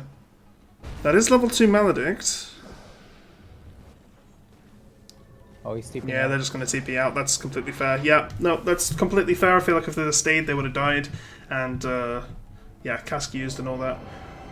There's a Spirit Siphon on Homemade Pizza. Can she break away from the link? She doesn't actually need to. Maledict is actually used here. This could actually be the end for Death Prophet if Anti-Mage wants to go further for this. Pizza's probably saying, no, don't worry, I've got this. Is this death? No, it's not enough. Oh, just enough! Just enough to actually kill Death Prophet there. That must have been down to the single digits in terms of damage. Oh, it was actually. Yeah, if I was Death Prophet, I'm feeling cheated there, you know. Yeah, and she just picked up the Void Stone as well, so she didn't lose a lot of gold at least. At least there's that. Yeah. It's still a nice pickup for Pizza regardless. Gonna help her with her items and actually finishing that Glimmer Cape on time. Anti-Mage now being Spirit Siphoned, but very Pugna easy is for them to just break headed away. bottom now. Coming Yeah. from this side, maybe he can get Pizza. Yeah, Pizza just goes down to that. They might even be able to pick Well, this up with the the thing, silence if they Anti-Mage have is very far forward here, able to blink away. it. Oh, they were lucky silence Luckily, was yeah, on cooldown yeah, there, yeah. so- Well, they saw silence used on them earlier in that little engagement. Them and Death Prophet had a slight little tussle as Pizza was going down. Oh, Pugna actually picks up a kill on Viper. That's quite big. As Viper gets the invisibility rune too, so they actually deny the usage of that action rune too, because they have the sentry ward. Look at that sentry placed in perfect position to catch them. Very, very nice. That's a huge kill for Pugna now because that Oh, makes massive. him the highest net worth and like he's the most important hero on this map now. He also By a large margin, might, too. Yeah, he might get a tower because of this. Like a lot of pressure at least. Yeah. This is And they this is forcing TPs. It's forcing space, and Pugna, Pugna. There's a few stacks here. Don't let Pugna see these because he can definitely take them. PL as well. Oh, Nice Mana Void on the Death Prophet. Yeah, that is definitely something you need to watch out for if you are on the Death Prophet here or on any of these high-int heroes, Grimstroke, Pugna, ones like that. You need to care for the Mana Void because it's a big nuke, and it is something that in the early game Anti-Mage can use to just walk in and just annihilate you and secure the gold from your death for him. PL now taking this large stack very nicely. Viper coming in and taking the Radiant stacks as well. It's going to be very good for them. Razor did not opt for the urn after all. He went for a bracer and just face boots instead. Leaves the ring of region. Maybe he's going for a hood. Yeah, I can definitely see that. He has Eye of the Storm, does use it. Is probably going to try and get someone on his way out here, or at least set up Viper for the needs rest of the help. team. Viper comes in with a really nice Viper Strike. Another Toxin's also on the ground. Pugna is getting his mana sucked. He can't actually do anything with it, and now Pugna is dead. Grimstroke looking to be dead as well. And Nutella managing to pick that up too. That's 3 kills. That's really good from the Radiant side. That's just the strength of Razor right now because Yeah. the way they all jump him, but he's just so fast as a hero. He's got face boots and he's got this bracer, and immediately when the PL jumps him, he links the real PL. So now the PL does no damage to him, and the Viper comes in, tanks up all the damage from the Pugna over there. Instead, kills him, and the PL now has to look to run. So he uses his doppelganger, but it doesn't break the leash. So he just chases him down, doesn't care if the tower hits him, and then gets the return kill as well. Yeah. Oh, yeah, for sure. It's and the thing about PL as well is he doesn't have defusal yet. Like, so those illusions are just they're supplementary damage. They are not going to kill anyone on their own. That will obviously change as he hits his timings, but it's if Razor gets the Sedek link on the real one, he is a non-factor in these fights for very early on. Exorcism pop. Yeah, Exorcism got pop. the silence as well. Yeah, they need to TP heroes down to defend this. They managed to TP the Viper. They send only him. No one else can actually TP, or at least no one else responds to the call. Viper strike on the real PL, undispellable, so they do know which one is real. Oh, they're losing mid tower for this. They are losing mid tower for this. Yeah, that's a bit of a yikes. They don't actually manage to get the bottom tower though. They send down the Razor as well. 2 misplays in a row where Pugna accidentally clicked yeah, he his life cancelled drain it. on the Yeah, cancelled his life drain. Yeah. and static link as well, immediately getting broken as soon as he pressed it. So that's on cooldown now. True. And this still mean they can't push on bottom lane. But as you can see, Improvise always using this catapult timing to start to actually start off pressurizing. to actually start off the waves. Yeah, it's very nice coordinated play with the natural pace of the game. It's very nice to see players that understand these nuance these little nuance areas of when to push, when not to push, and when you're strong to do so.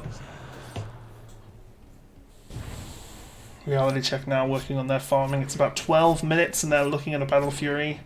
Mid lane. A little bit of a scare from Viper. He's showing now that he wants to take this tower, and Lion is also grouping up for it. It's I want to take that tower too if I were Radiant. You know, you've lost your mid tower to Pugna at 12 minutes. These things happen, but you definitely want to get that back. You know, you want to even out that advantage as fast as possible. Anti-mage is now silenced. Oh, and the stun is quite nice there too. They're actually saying turn and fight this because Viper's here. Grimstar could be going all the way down. Mana Void is nice and the Inkswell does not go off. Anti-Mage disarmed, but the Hex from Lion is going to stop that channel. Finger as well to get the finger kill. Really, really good coordination to make sure this Anti-Mage gets out and is living. Oh my god. You can tell that Earthshaker's looking for the Echo Slam here. I don't think he can get out. He would need to... Ooh, just a very... No way. That was a beautiful dodge on that Earth Spike. He had a Did you chance see where that? he could have... yeah, I did. He could have actually killed the anti-mage over there. He had a chance where he used a W instead of just echoing because he was like literally standing on him. I think it would have been enough, at least to get a chain stun off and maybe kill the anti-mage. But I think a little bit of a hesitation play from the Shaker over there. Who I just realized we can call him ammonium permanganate. Yeah, ammonium permanganate. That's it. Yeah. No, they've shown up before, and we've been told that before. But who remembers that kind of thing, right? Yeah, it's a little bit of a mouthful. Ammonium permanganate. We can. I mean, you know, isn't it so much easier to say NH4MNO4? Yeah, it is. You know, because both of those things are just so easy to say anyway, aren't they? Really nice damage here on the Grimstroke. He's going to go straight down. What else do we have here for the Dire? Can they pick anything else up here? Can they make this 1-for-1 trade into a 2-for-1 trade? Doesn't seem like it. Little bit of disengaging happening here. The real PL is going to go ahead and take these stacks, or at least try to. But Viper actually wants them instead with this Nether Toxin. Homemade Pizza really manning up, like fortifying right there, and just like running straight in and saying no. You know, that's a really, really nice. It's a really, really nice. Get the kill, I think. Paralyzing cast. Yeah, he gets it. Yeah, that's really good stuff from Pizza there. She was she it's a really dangerous position as a support when you get life drained to then walk forward into range to stun it, break it, and then put Maledict on them yourself. That's I like that. That is some very confident play. Yeah, it's really good to see that. Oh, fantastic as a double support, stun for the that if you're gonna Grim die- Stroke. Really nice follow up with the. Oh my god, they're stunned for so long. That's huge. PL gets the shutdown on the Razor. It's really, really nice. Yeah, Razor should have left there. The Viper already left. I mean, Witch Doctor died. He's just in a wrong position right now. So out of position, does get punished for it. Good plays from the Dire. What I was trying to point out was like this was a 15-minute Battle Fury, and now he can start taking the Ancients as well. And like the Witch Doctor play right there is something that you want to do as a support. That if you know you're gonna die, just throw out your spells. Like it's just a spell, use it. And he does exactly that. He knows his limits, and because of which he gets the mid laner kill, which is completely worth it, even after he dies. A smoke up play from Dire. Yeah, I like the smoke here actually. They don't have Echo Slam, and they don't have Exo. Silence. I'll burst out AM. Yeah, no, but burst it down.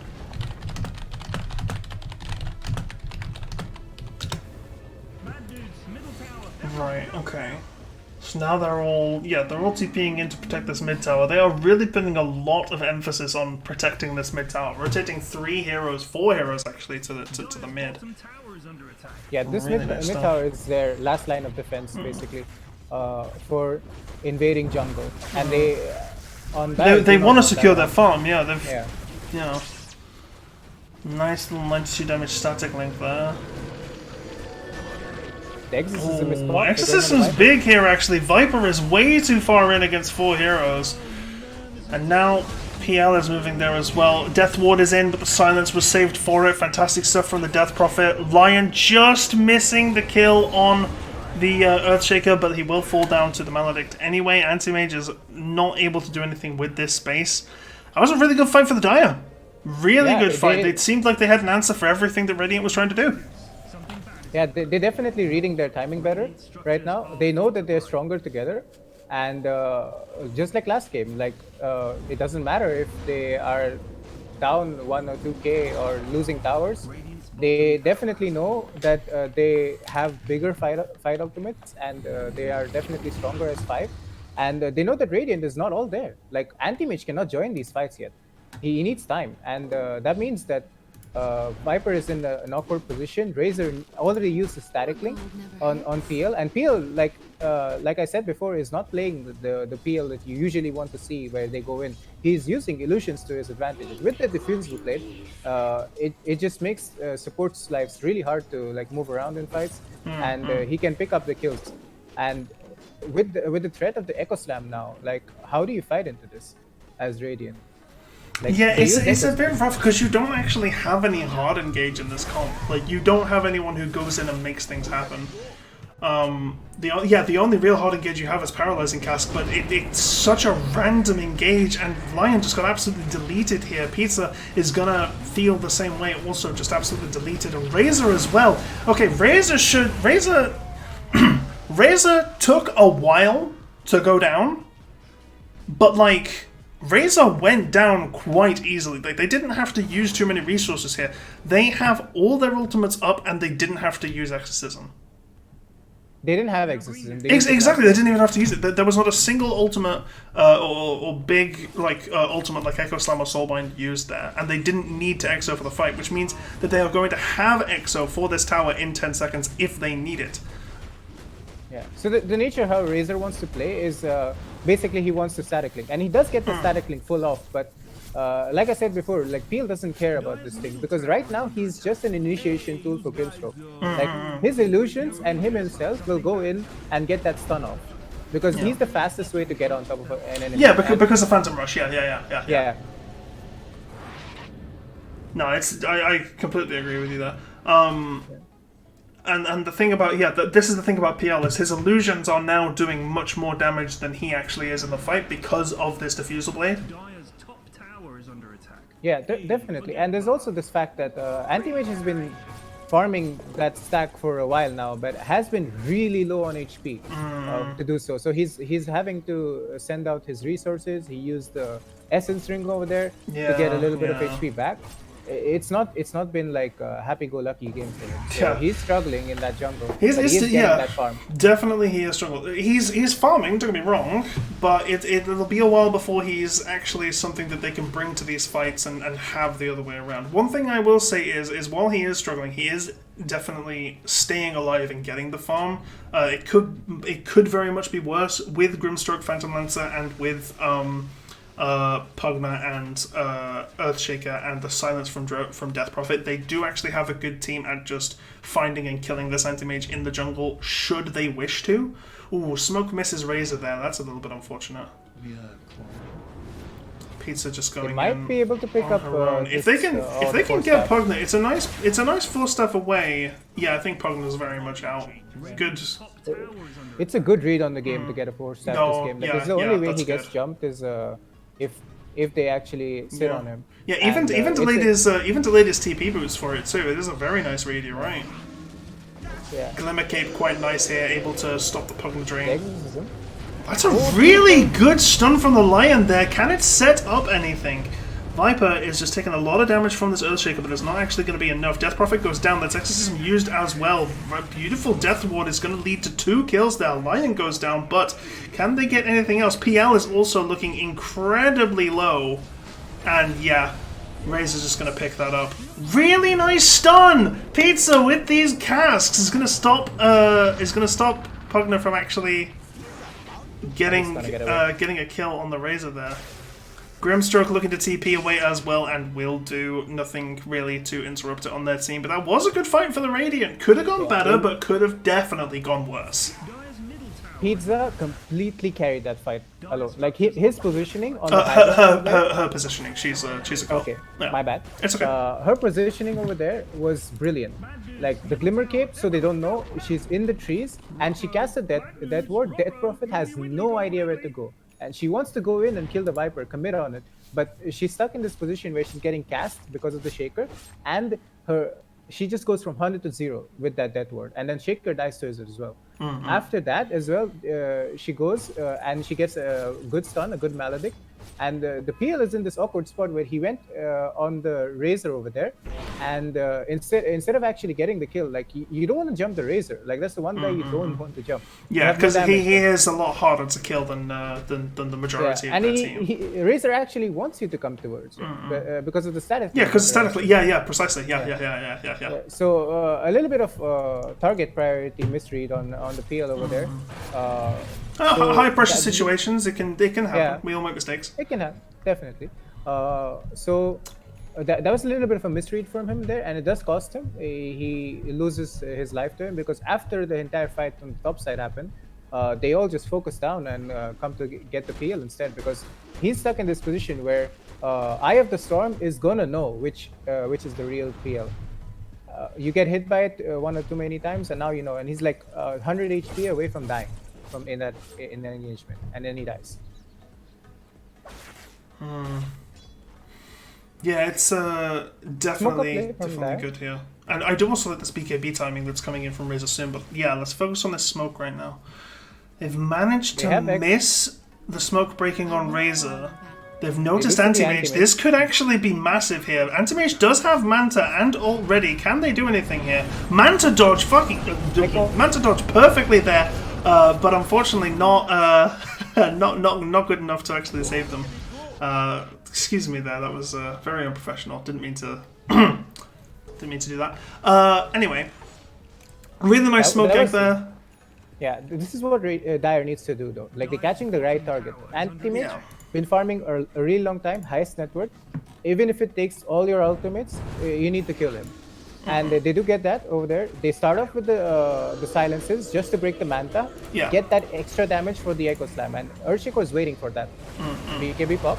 Yeah, really nice ink swirl. Yeah, they've been using that Grimstroke Phantom Lancer combo quite nicely. The BKB is there for the Razor, but it might not actually be enough. It's not going to be enough. PL's damage is just too high. BKB on Viper as well, but not really anything happening here. Viper does manage to get the Pugna, but will they be able to survive? Will they be able to actually do anything here when faced with Earthshaker and PL? It does not seem like that's the case. The Shard on the Death Prophet as well claims a victim in the form of Pizza. It's a nice mana void on Death Prophet, but it's a little too late, or rather too early, too mistimed, and will not actually pick up a kill there.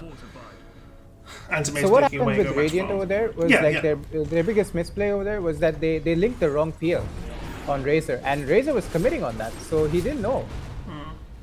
This is quite nice here. Oh, the Purge. Very, very nice. Anti-Mage can't blink away for a lack of mana, and that's a dominating spree for PL. That's 2 deaths in, well, basically the same minute of life, if you will, or rather 2 minutes of real time for the Anti-Mage. That is going to put a severe dent in their farm efficiency.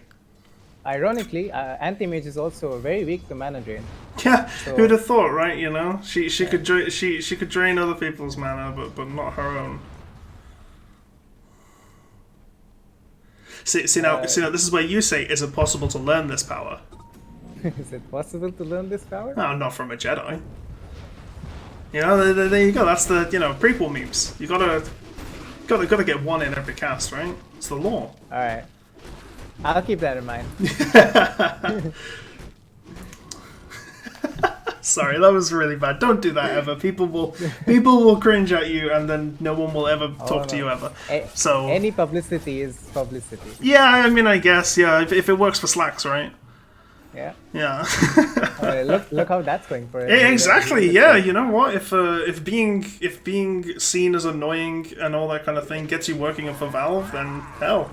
Cringe away. Really like this ward. Look at that little ward on the Radiant jungle that allows them to see the ancient stack and the large camp. That's a really nice proactive ward from the Dire.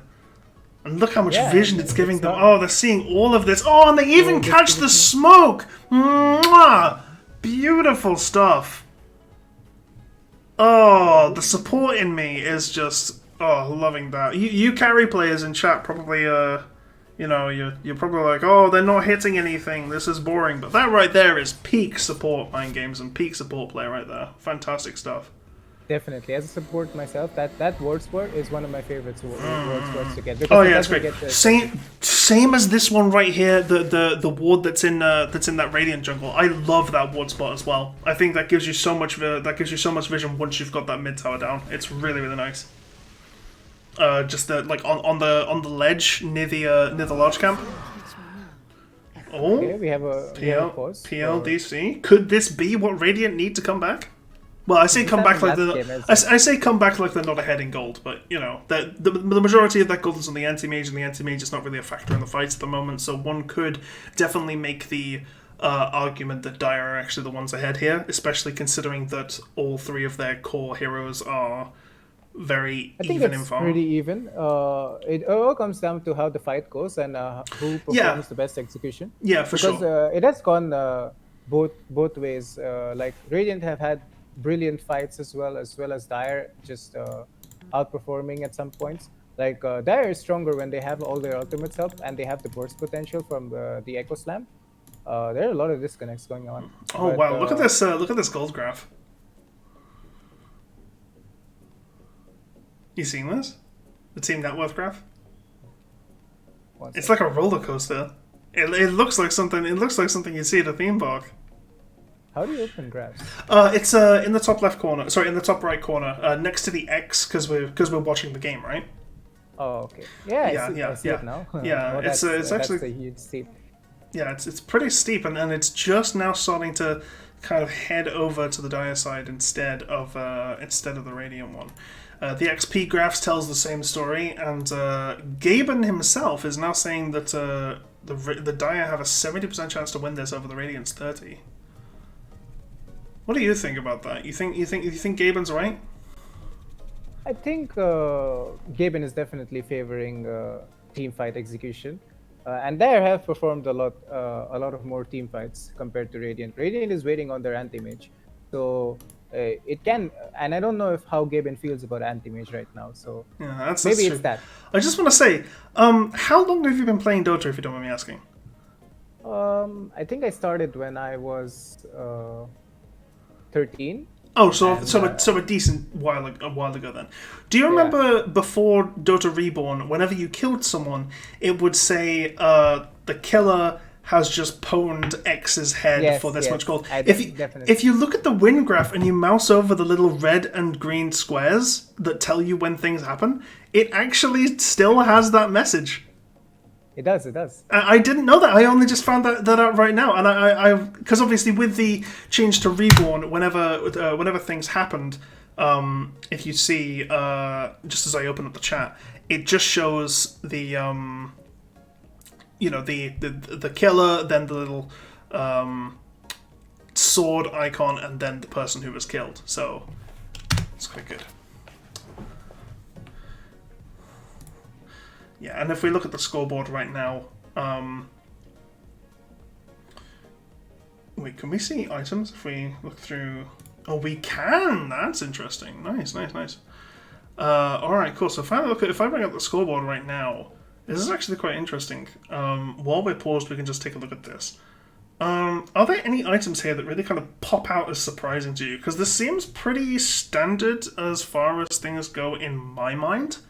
But The anti-mage one, I wanted to point out before that it is definitely an important thing that he gets BKB this game because yes, going like straight we into saw BKB is before, smart. Yeah. the manta is not enough. They have a lot of lockdown. They Well, have a lot of we magical saw damage. we saw the Yeah. manta wasn't enough when he manta dodged, because he manta dodged not only the phantom embrace, he also manta dodged the PLQ, and still he was absolutely annihilated by the Dire. Yeah.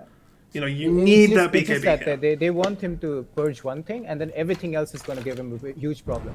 And he is opting for it, and he's almost got it. The recipe's bought. He just needs an ogre axe more, and he's getting. He's got a haste rune, so he's now walking around and. Yeah, getting he's more. gonna farm this very quickly. Yeah. Lion now. Again. Lion Oh, has okay. a blink dagger, so initiation Yeah. is going to be a little bit more easier now for the. Well, yeah, Radiant. Lion with Blink is a fantastic initiator. I like it a But lot. It's the a one it's a item one directional ravage. Yeah, I don't like this Radiance pickup for Viper at this point. I think yeah, it's it's- kind of too late. Very slow, very slow. I think Yeah, you. I would love to see a Shiva instead. Shiva, or basically even the same something like idea. a Sanjin Yasha to take advantage of the spell lifesteal talent. Like I don't think that I don't I think. think what he's trying the to go Radiance is good to here. have an answer to the PO. Well, no, even here, I feel like you go for the Hurricane Pike, right? yeah, I guess like- what you're trying to see is like Yeah. Viper being a more right clicker. Yeah. Then what I'm trying to see is him being in the middle of everything, just tanking everything up. Yeah, that's Because fair. his That's build, fair. Shivas is nice. No, I'm not saying Shivas is Yeah. bad. No, not in the slightest. No, I guess I have a more preferred style of Viper that I like to play or see. So that makes sense.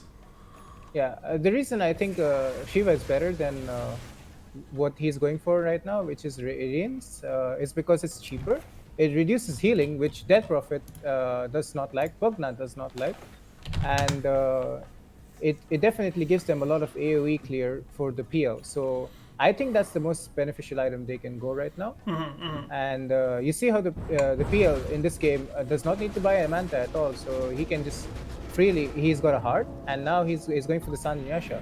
And I'd like to see he's also picked up the shard, like I said, so he can play the whole far away style now, and not care about the team fight initiation anymore.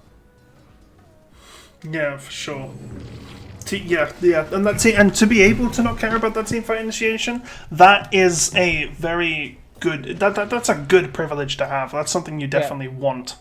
He's also climbing up in the network charts now. He's almost neck and neck with the anti-mage. And That is true. if you see both... I'm sorry, what? I said that is true. Yeah. So there's another thing. Like if you compare both cores right now, you compare the PL's pressure and you compare the anti-mage pressure. Yeah. If we just take a look at the minimap, yeah. Yeah. like if you see the anti-mage right now, has a really hard time fighting in this game. Like he has to go up Manta, BKB, his counter spell. A Yeah, lot of he other has to use his Uh, actives. He needs yeah, to fight to and- stay alive. Yeah.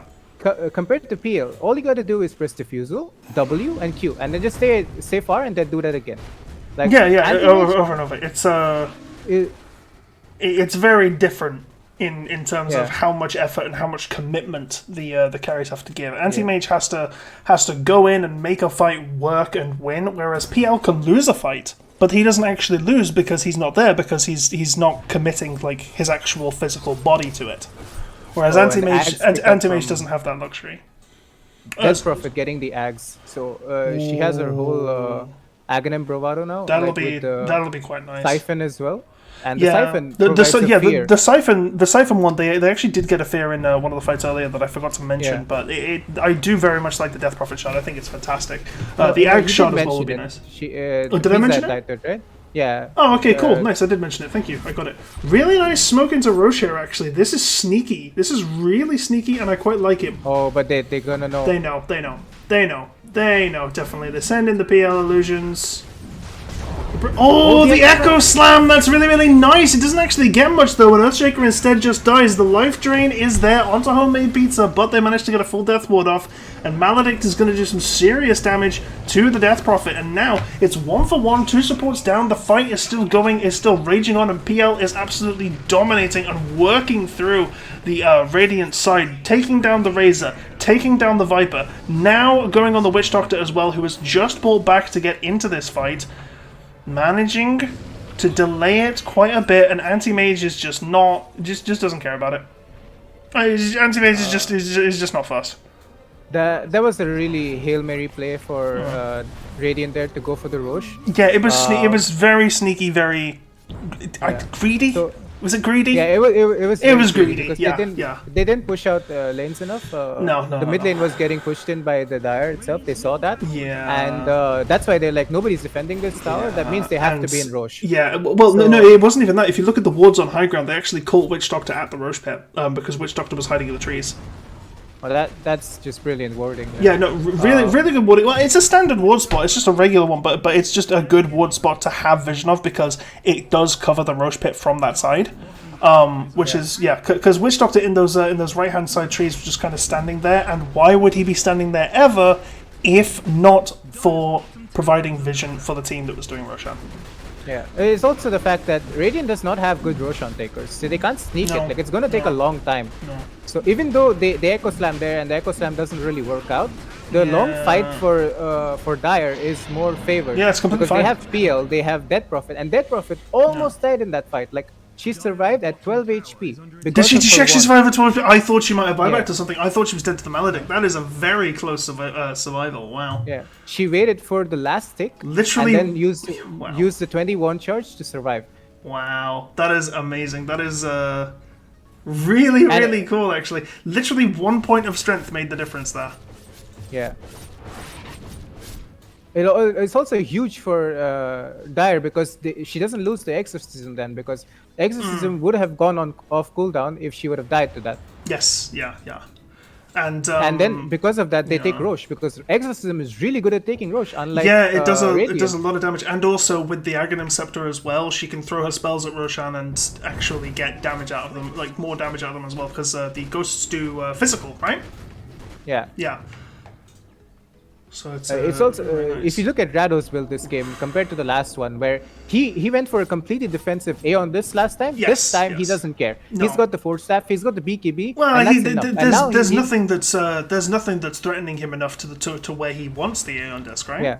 Yeah, and that's the beauty of it. Now you get to play this aggressive Pugna. Like you use all your spells. It's not completely aggressive like a Dagon build or anything. Yeah, but of he's got an course. Octarine core. Yeah, and he's that's got- that does amp your damage and give you the agency that you need in order to play it Yeah. nicely across the map. It's also a lot of cast range now because Yeah, Ether Lens true. is a component. Yeah, true, true. So and nobody's jumping Pugna this fight. Like everybody's just jumping Death Prophet. So Yeah. now Pugna can just play like a dedicated support. Just keep the Death Prophet alive, because what is killing Death Prophet? Maledict. The one thing that can stop that is life drain. Like Yeah. if you life drain the Death True, Prophet, true. you basically have almost no cooldown. It's 5.3 seconds. So you can keep life draining people all the fights, get it back as Yeah, well, just get over and kills over. with- Yeah. Yeah, and the one way they can actually stop that is if they stun him, and he has a BKB for that. So it's like his perfect itemization from Rado right now. Dire's top tower is under attack. Yeah, no, I like it very, very much. Yeah, I will PL say, also picking up a butterfly. now. I do like the Skadi pickup on the anti-mage as well, like just to prevent the healing both from exorcism and from life drain. I like that quite a bit, as Yeah. well as the fact that Skadi is just a fantastic item on anti-mage. I think the only thing that she's missing is a I would definitely like to see an Abyssal Blade at some point, but it's a far cry at this point. It's a lot of gold, and she needs it quickly. She does have a lot of gold right now, like 3k gold, but the exorcism Very is pop true. bottom side. The tower is dying. Yeah, the tower is going down very, very quickly. Death Ward plus Maledict on the PL, but I don't think he cares about it. The thing about PL being an agi hero is it means he has a very high amount of armor. Good stun on him, but there's not much that's really happening here, or really that Radiant can do to prevent this push. They have a They force presence. the BKB They're making it. on Anthony. Yeah. They have a presence, they're making it known, but it's not actually stopping them. They all just seem too tanky, or like they have a lack of damage. BKB is also Great used stun there. on Pugna. Oh, really? Yeah, really nice stun on the Pugna there. Fantastic stuff.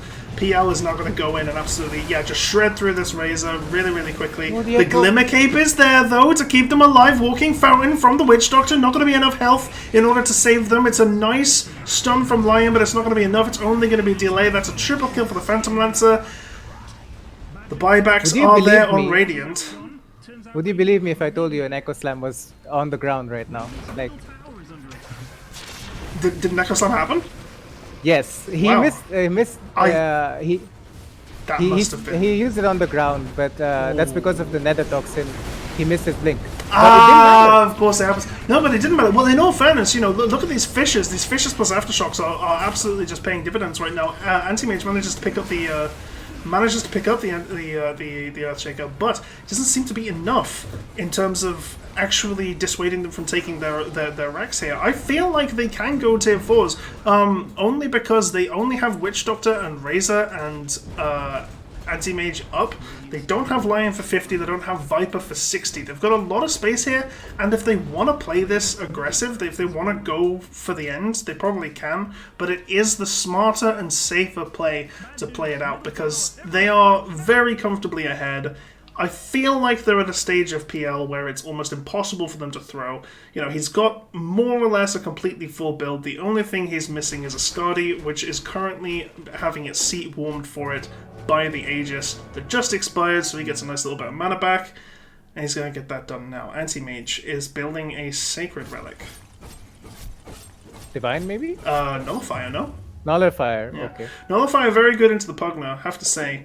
Also Yeah. quite good into Death Prophet. And the Pugna did buy back. They got a yeah. Spell Prism on Pugna. Oh, Spell Prison, no. that's gross. That's really good RNG on those tier 4, on those neutral items. The only reason Pugna died last fight was because he was out of position. He walked up high ground. Yeah, and then yeah. They got a good Earth Spike on top Yeah, of him. yeah. Really good awareness but- from the Lion there, yeah. Yeah, he did buy back immediately after, so Mm-hmm. he was able to join the fight because of his boost of travel. Yeah. But I think this might That's be a really mistake nice. The for Pugna. aggressive He blink has- forward into the Nullifier means that the BKB on the Pugna has to be used, as does the one on Anti-Mage. They will unfortunately lose Lion for this. That's Now, that's not worth it. That's not really what you want to do here. Yeah, Lion pays the price for this, definitely. And Viper has picked up this Radiance, but I don't know what it does right now. Like, yeah, he does a little bit of burn damage, but does It Dire just care? doesn't feel like it's enough. Yeah, I do think this the Shivas is just better here.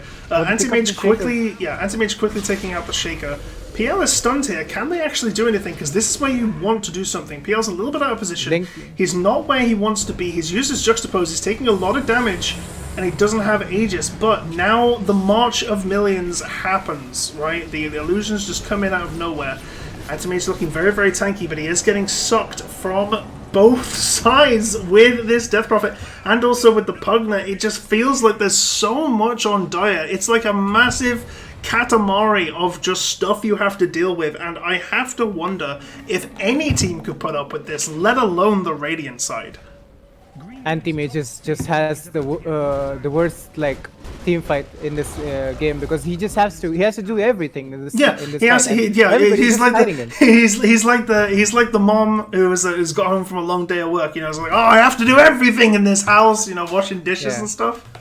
Yeah. But he's He tries to go on the Pugna, and the Pugna just BKBs and 4 steps away. And then he's like, what do I do? Well, I yeah, have to BKB as well. yeah. And then he BKBs, and now he doesn't have BKB, so Yeah. he can't just commit into a Yeah, fight. and he has BKB, and he's used his BKB, so and then he Yeah. can't run away because then he's wasted his BKB, so he has to go in. But then if he goes in, he doesn't actually get anything done because PL is just so damn tanky. This is a nice death Speaking of ward, but it's PL. cancelled immediately. The PL is just not taking any damage.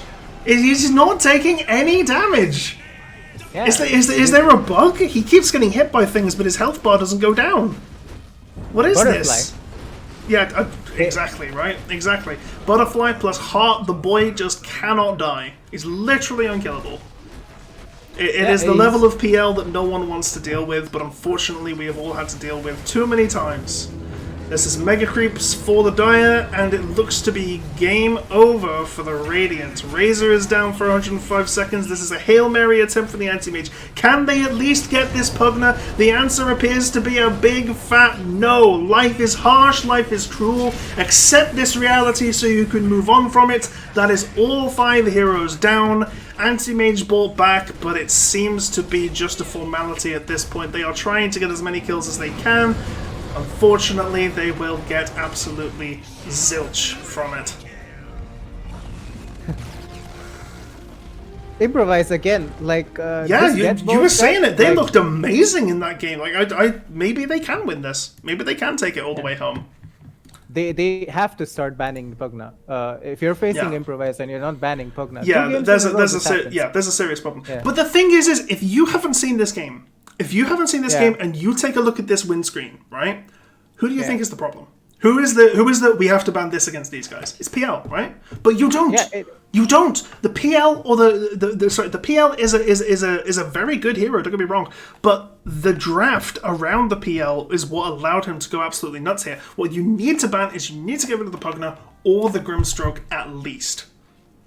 Yeah, I And feel if, like and the if they Pugna is a understand bigger that, problem. then Because yeah. they're revealing their mid laner in literally the first picks. Like they always first phase the Pugna with the Grimstroke. And like if you look at this draft, yeah, you win the lane with Viper, but what does Viper do after that? Like he went into this weird build where he wants to be tanky, but then he wants to get Radiance off. And the Radiance itself, I don't know what it does in this game. Like the point in which he got it, they already lost 2 racks, 2 sides are gone, and even when he did finally get the Pugna kill, like they already GG'd at that point.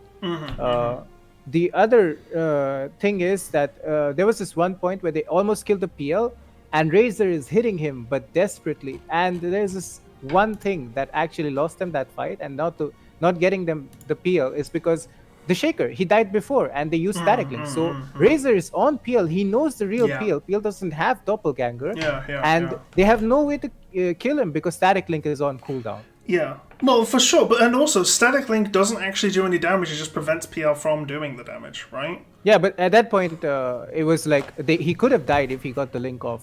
Because, Yeah, for it sure. was If really they had close. some kind of way to do that, yeah. But they just Yeah, weren't. they- They just they had weren't the able to. anti-mage also Yeah. hitting and, They just like, they just weren't able to close it off. Yeah. And I think that in itself is actually a very good way for how Pepeg lost this fight, lost this game. Is just so many opportunities where they had it all and it was in the palm of their hands, but they just weren't able to close it off. And then eventually, it I do became a feel situation that where the they draft was a couldn't. little bit greedy on Pepeg. It kind of was. I don't like the. I don't like. I didn't like the Viper pick. I'll be honest. I liked the Viper pick in the sense of I liked it because I could see why they went for it. I didn't like it in the sense of, and you brought this up as well, as it doesn't feel like a good answer to the PL, and it wasn't. Other mid laners who maybe could have done more would have been basically would have been a much better situation. You could have also picked an offlaner that has a better answer to PL and then took the Razor mid. You know, I you didn't was have to sure pick a that mid the there. Razor Yeah. would have been mid. Yeah, And yeah. I think it would have been okay. And for like an offlaner, they could have had Sand King was banned, so that's out of the pool. Mm. What do you think would have been a better offlaner, like something that can catch and I quite like Centaur into PL. Yeah, I think it's not the best Centaur game because of the rest of their draft, because they have a lot of magic damage, but you can build a pipe for that kind of thing. Yeah, I was also thinking Underlord was into Underlord. pool, Yeah, no, I love Underlord Yeah. into PL. You've got a Yeah. lot of lockdown, and Earthshaker hates fighting into It Underlord is because really good you with have so many with ways. the lion as well. Like, Yeah. you can set up for lion stuff, and Yeah. you have an answer to the PL. Yeah, it's where, true. You can also set up for Nether Toxin as well. It's just another circle that you can put in the circles. Maledict works with it as well. Even in a vacuum wombo combo world, it also does set up for Mana Void as well. And if it's you are not looking greedy. for that. Like, No, it's not greedy at all, And and it's a really good aura carrier, which is something that Viper tried to be and failed. I think an Underlord pick. Like, I was thinking Centaur because it's a stun. Retaliate is really good against illusions, and Stampede is really good for the movement speed to kind of give them more of a hard engage. But I do actually like Underlord a lot more now that you've mentioned it. I think Underlord was a fantastic pick here instead of the Viper. Because honestly, Razor, yeah. It's just unfortunate for Pepek. On the other hand, Improvise getting 2 wins. Yeah, 2 and the wins in a row. Deathball strat is working. Yeah, they are going up. Well, this means they're in the grand finals, right? Yeah, they're in the grand finals. The other game which is going on right now is Team 4 versus Team 8. And if I take a very quick look, I'll see if I can just hop into the game that's happening there. Bear with a moment. Oh, it's Team Brexit versus Optimistic Nihilism. Okay. All right. No worries. Okay. So, I'm going to take a look at this. I'm just going to look into it, see what we can do. I'm going to try and... okay, so we've got... Can I actually watch Charles' observation here? No broadcast. Yes, yeah, I think you can. Is this? This is player perspective right now. So this is what the Invoker is doing. So, right. Okay, so I'm watching from Trell's perspective. So it's. There we go. So if I go with free camera, I'll do this myself, ladies and gentlemen. I'll do the observing myself. So if we look over here, we've got a disconnect in the form of Sanking on Team Brexit, which is a bit unfortunate. Not gonna lie. That kind of sucks. But hopefully they come back in time to actually do something. They appear to just be using it as a source of gold. Obviously, if you are disconnected with an abandon, you cannot actually do anything. You can't gain gold or anything like that. You can, however, still kill creeps, and the gold will be split evenly amongst everyone else in the team. So you do still get gold for the team, you just don't get gold for yourself. And using Sanking as this jungle camp farming kind of player, I think is not actually that bad. The only problem is I feel like Dire may be very far in the lead here, and can you really win 4v5 even if it is only 14 minutes? What do you think about this, Lightstruck? Are you in the game? I'm in the game personally, but I can't find the game, but I'm trying to look for something. do you have Trell on Steam? No, I don't think so. Okay. Do you have me on Steam? No. Oh my god, I didn't add you on Steam before. No, I was in such a rush to get the. Sorry, I'll. Oh, where were you? I completely. Whatever. But yes, no. I believe they're giving you things that you can do in the Discord on how to join it. So Strafe is here. He goes straight down. There's actually a really nice Chronosphere here from Radiant's side. Can they get anything off of this? Yes, Show Me is going absolutely mental right now. Only a level 9 Faceless Void, but still does enough damage to actually possibly win this teamfight. Lion goes down. Oh, Axe also goes down, but the Urn is going to pick them up as well. Invoker now running over to the Enchantress. Can't kill her very easily. Using the new Dark Artistry set for Kid Invoker, which I think looks really, really cool. All right, I'm in now. All right, nice. You can take a look. Cool. So, yeah, as you can see, this game has been on pause or in draft for a while. There's quite a bit happening. So here's the thing, ladies and gentlemen. So here's the thing. They have an AFK in the form of Sand King. However, I'm getting word from officials that this Invoker is immortal. Is top 1k immortal. In fact, no, top 500 immortal. I think it was rank 450 or something like that. Right? Yeah, so something around those. I can't verify. 480. Yeah, okay. I can't verify it for sure, but you know this Eric seems very, very strong on the Invoker. This is the thing about having real tangible prizes in the form of money. You attract some serious players, like because obviously we have some community names in here or there, like we were talking about before, Ammonium Manganate or NHMN04, whatever their name was. They've been around for quite a bit, but you do also get these newbies, these dark horses that show up with one thing on their mind, and that is winning. Hopefully, but we're able to find. Is something. it enough? Yeah, is it enough? Can you out. carry the Sand King that literally doesn't exist? I actually don't know for sure, but they're gonna get a Enchantress pick up over here, maybe. Yeah. Oh yeah. No. Plus the that finger. That finger was that was a really nice Hood of Defiance to block the finger damage, but it just wasn't enough. Did he actually get the finger kill there? Sorry, did she? Did Yeah, he they did, actually he get the? did, Yeah, he okay, did. they did. Nice. Oh, she did. So sorry, they. Yami-chan is someone else who I know. They are actually a friend of mine and Pizza's, and they are non-binary, so they use they/them pronouns. Okay. So yeah. Eric. Yeah, now. so what I was trying to point out was, Yeah. like, the Sand King itself is their initiation. I mean, they do have the Lion and the Mirana, like you saw over there, but that was just Enchantress out of position completely. But Sand King is a really good team fighter. Speaking of which now, so team fight going on in mid. Yeah, I can see that.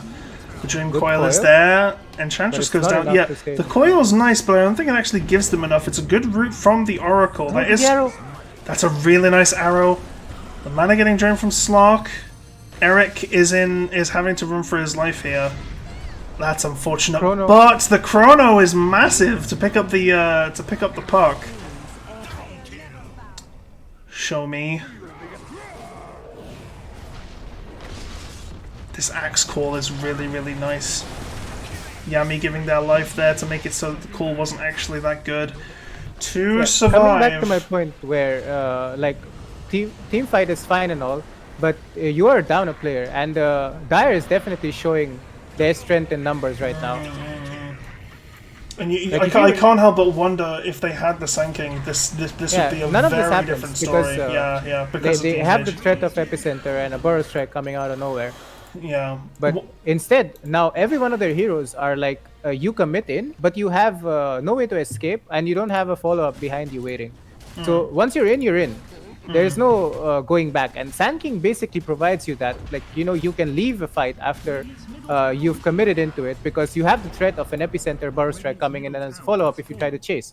But since you don't have that, optimistic nihilism, I think that's what they're called. Yeah, optimistic it's nihilism, completely, yeah. They're using that to their advantage. Like, once they go in, they can't go out. And even if they don't have the coil ready, it's basically like an imaginary coil on Team Brexit. That they don't have the Sand King. Yeah, And, exactly. Because you've stuffed their initiation, it doesn't exist. Yeah, And and you you haven't even used the real coil. Yeah. Yeah.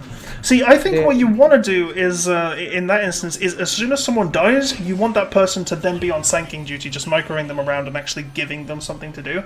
Maybe you do just have someone on Sand King duty, someone who doesn't have very many buttons to press, so that you can Yeah. engage and actually do something with the Sand King that you have. The Sand King then dies and they resume control over their current hero. Maybe that's a better play than just keeping him AFK in the base. I couldn't tell you. Maybe that feeds too much gold. I'm really not sure.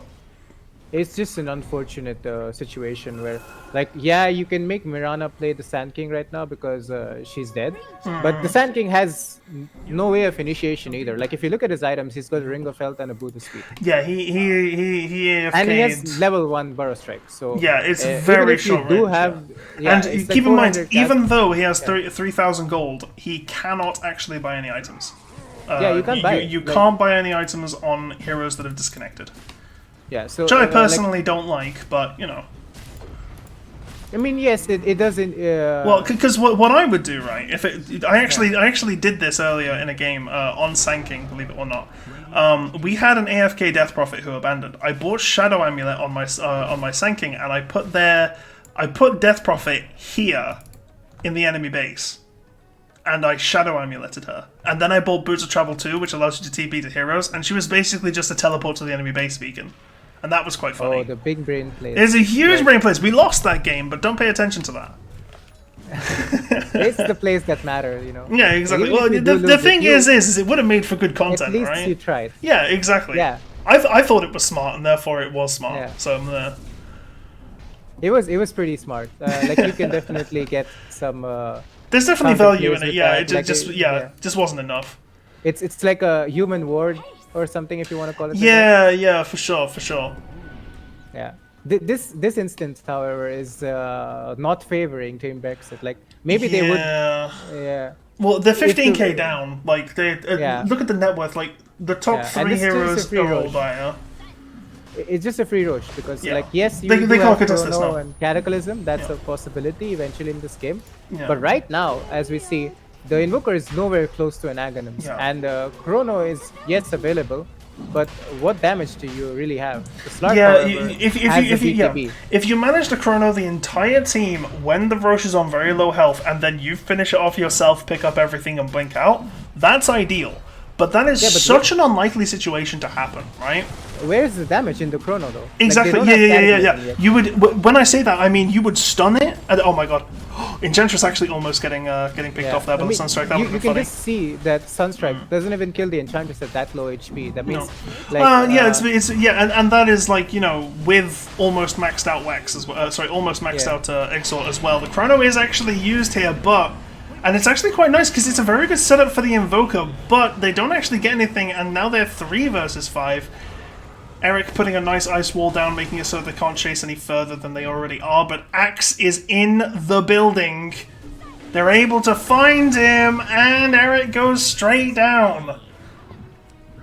That's very unfortunate. almost got the call there on the Mirana. Oh, now they use Sand King.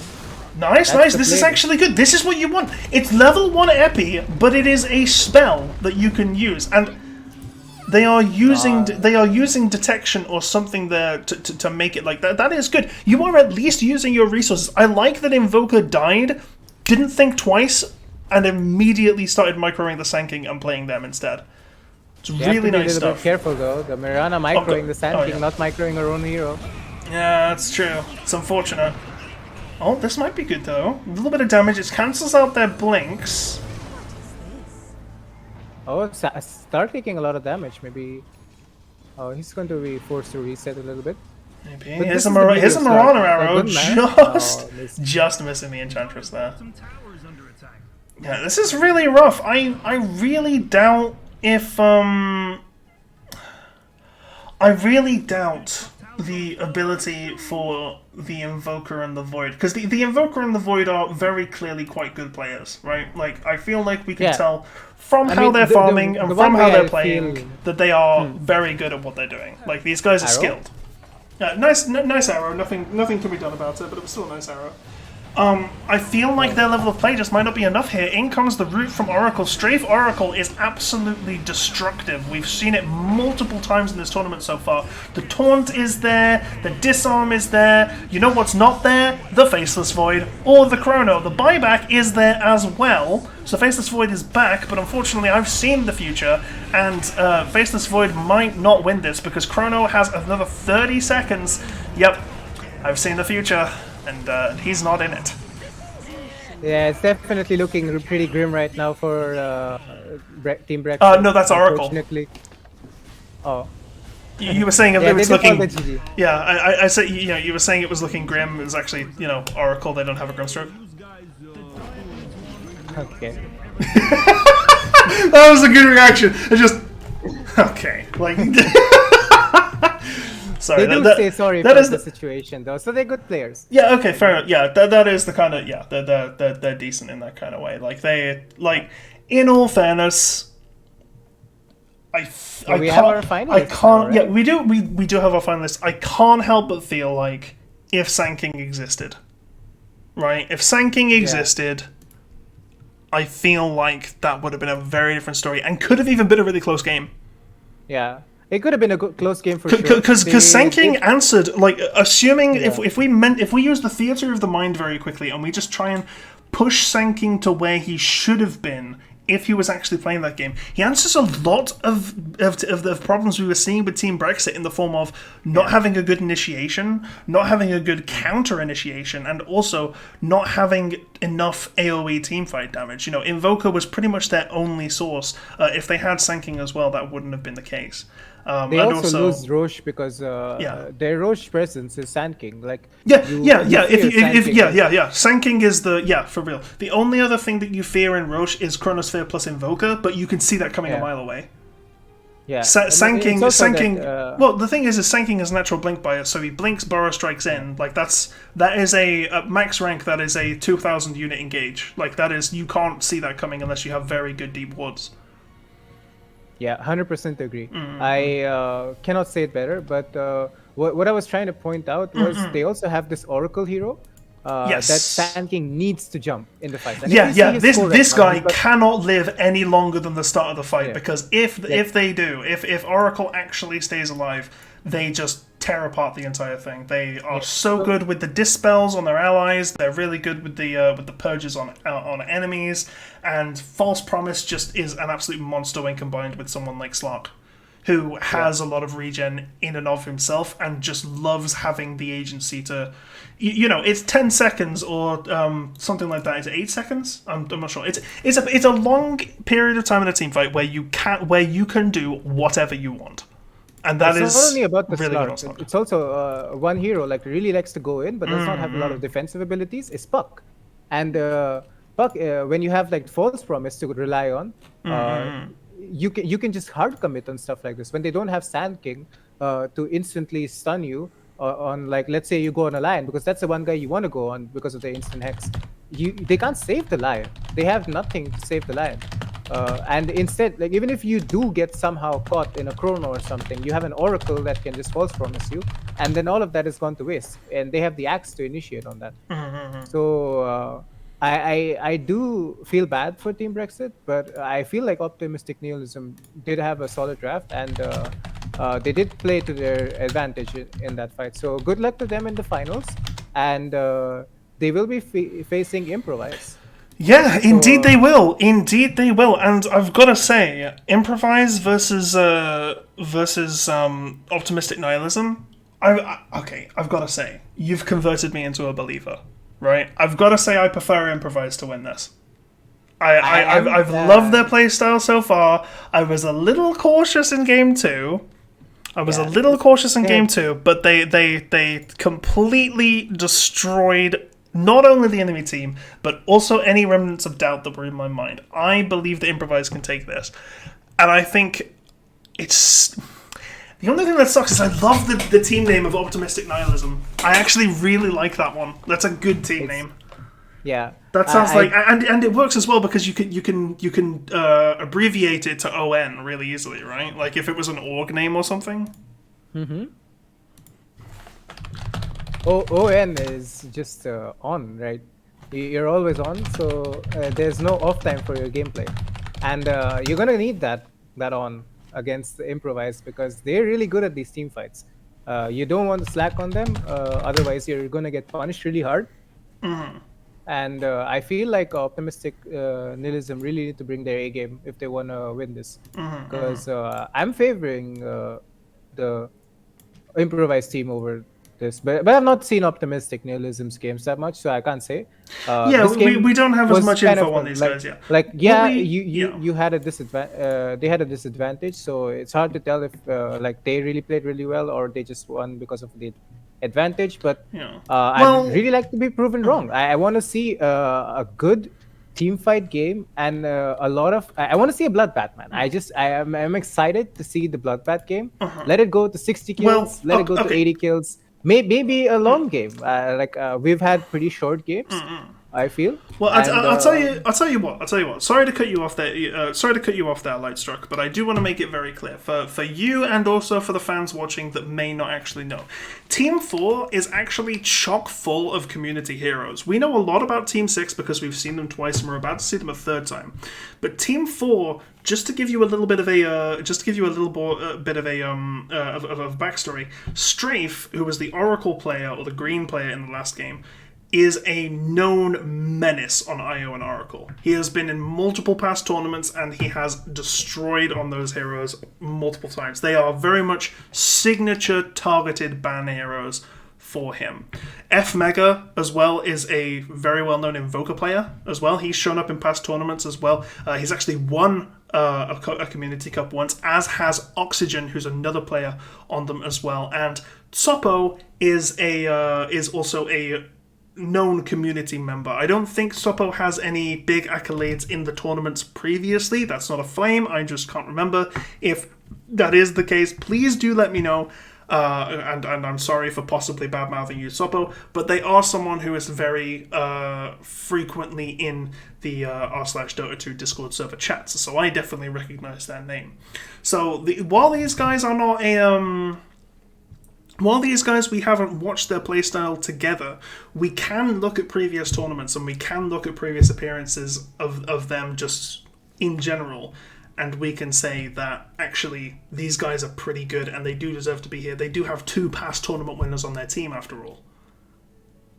Yeah, and just wanted to ask, is there anybody that won the last tournament from this new finals, or are we getting new winners? Oh, good question.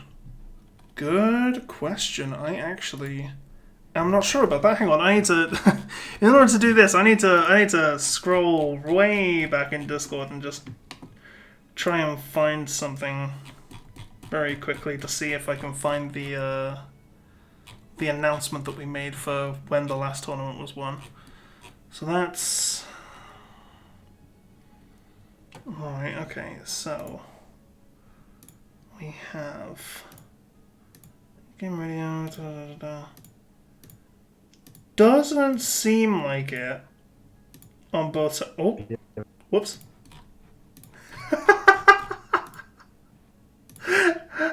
I was looking into Team 6's roles to see if they had anything, and I accidentally joined their VC. That's unfortunate. Sorry, I guess I twitch a lot. Oh, okay. So Nyx on Team 6 is a previous tourney winner. They're looking for the 2 in a row. They're looking to pull the OG out. Oh, so that'll be interesting to see. And Nyx is part of. Wait, didn't he? Nyx is part of Team 6. Nyx on Improvise is a press tournament winner. Oh yeah. Improvise. Okay. Yeah, he's been playing Grimstroke, right? Yes, that's the Grimstroke player. Yes, it is. Yeah, he's got good wording sense as well. I've noticed a lot of good calls from him as well. He's got good presence in the game, so it does, I think, lead to them going into a lot of these team fights and winning a lot of them. So he definitely is proven to be a finals contender. For sure. Like maybe going for the next win here. Like they are my favorites, as I said, but no bias here. Yeah. No bias in the slightest, but there are some people. Think we have the lobby up soon? Yeah, we're having the lobby up soon at the moment, and everything should be okay. We're just waiting on everything to go through, and then it'll be fine. Remember, ladies and gentlemen, this could not actually be possible without, if you look to the right side of the graphic, Alliance, who are partnered with this tournament and have provided the $20 Steam gift cards, which everyone is currently fighting to the absolute best of their ability for, on top of the bonus secret prizes that not even we know about yet. But we will soon after this series, right? Yeah, we will after this. Well, that's the thing. After this series, at some point in the in the near future, we will be able to announce what those prizes are. As we know, basically, we will. You guys will know as we know. So it'll be interesting, definitely. And this is still a best of one, right? It's Or still is it yeah, like best of one. It's not a best of three. No. Okay. It's just Yeah, I'm just looking at chat right now, and Trell is like, there are no past winners, no current winners for this campaign. I'm not sure if that's the case because I'm pretty sure there is someone in Team 6 who does have the community champion role, and the community champion role is only given out to the previous tournament winners. Though I could be wrong. I could indeed be wrong. And I'm sure Trell will slap me in DMs and be like, hey Mel, you shouldn't have said that because it's not the case, or something like that. Right, let's move on then. Moving on quickly before I do just out Trell's physical abuse of me on the team. We will get more into Dota. The tournament lobby is up. We have 10 out of 10 at the moment. We are just waiting on the start. I believe we're waiting on both teams to officially give the ready. And then we will actually go through with the coin tossing, and then actually getting into the game. I have to ask Lightstruck, just to be a little bit meta very quickly, how are you finding this? Because it is, for those of you who are new here or maybe haven't watched one of these before, I have been casting this tournament for basically since its inception. Since its inception as a proper monthly tournament, as opposed to just something we do every so often. And for a very long time, I was casting it with another person who unfortunately has left the project, called Daybreaker, and you've just kind of come in here first, pretty much. Just kind of, you've casted a few things before here or there, but this is your first thing in a while. I'm just wondering what the experience has been like for you. How have you found this so far? Oh, this has been a blast, man. I'm so thankful for the opportunity. And it's really huge for me to do this on stream. Like, I've never done a stream before. More or less just like office tournaments and stuff like that. But I'm really enjoying it. It's really been a blast. Like, I can't thank you more. Like, I love to do it again. Like, but I mean, if I have any say in it, you'll definitely be showing up next month. I'll tell you that much. But that's if I have any say in it. So don't count your chickens before they hatch. The game is currently ongoing. Very nice to hear your words of that you're enjoying it here, because I'm also enjoying having you here. I think this is going absolutely fantastic so far, and I cannot wait for this climactic finish to hit our eyeballs from our screens as we head in to the game. We are now loading in. I will go ahead and switch the screen, and here we have Slark and Pugna banned Optimistic Nihilism listening to us very, very clearly, saying that we need to ban out the Pugna here, and they have done so. Improvise banning out Slark and Oracle, recognizing that last game they were absolute powerhouses, though one has to wonder if they had so much impact because of how good they were, or if it was just a circumstance, a product of the circumstance that they were in. I feel like 5 seconds remaining. Improvise just saw the last game and were like, okay, they do Slark Oracle, let's just ban that out. And the similar can be said about Optimistic Nihilism. They see that the Pugna has been like a big problem in both games, so banning that out is here. And Improvise go for their Grimstroke, like always. Like, they really like this hero.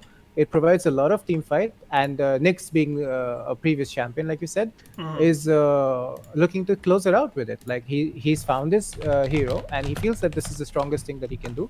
And it's a really good 5 hero. Like, it gives you that aggression, it gives you wave clear, it gives you the utility of a silence and holding people down with your ultimate. It's just kind of a hero that does it all. Like, it's a really good 5.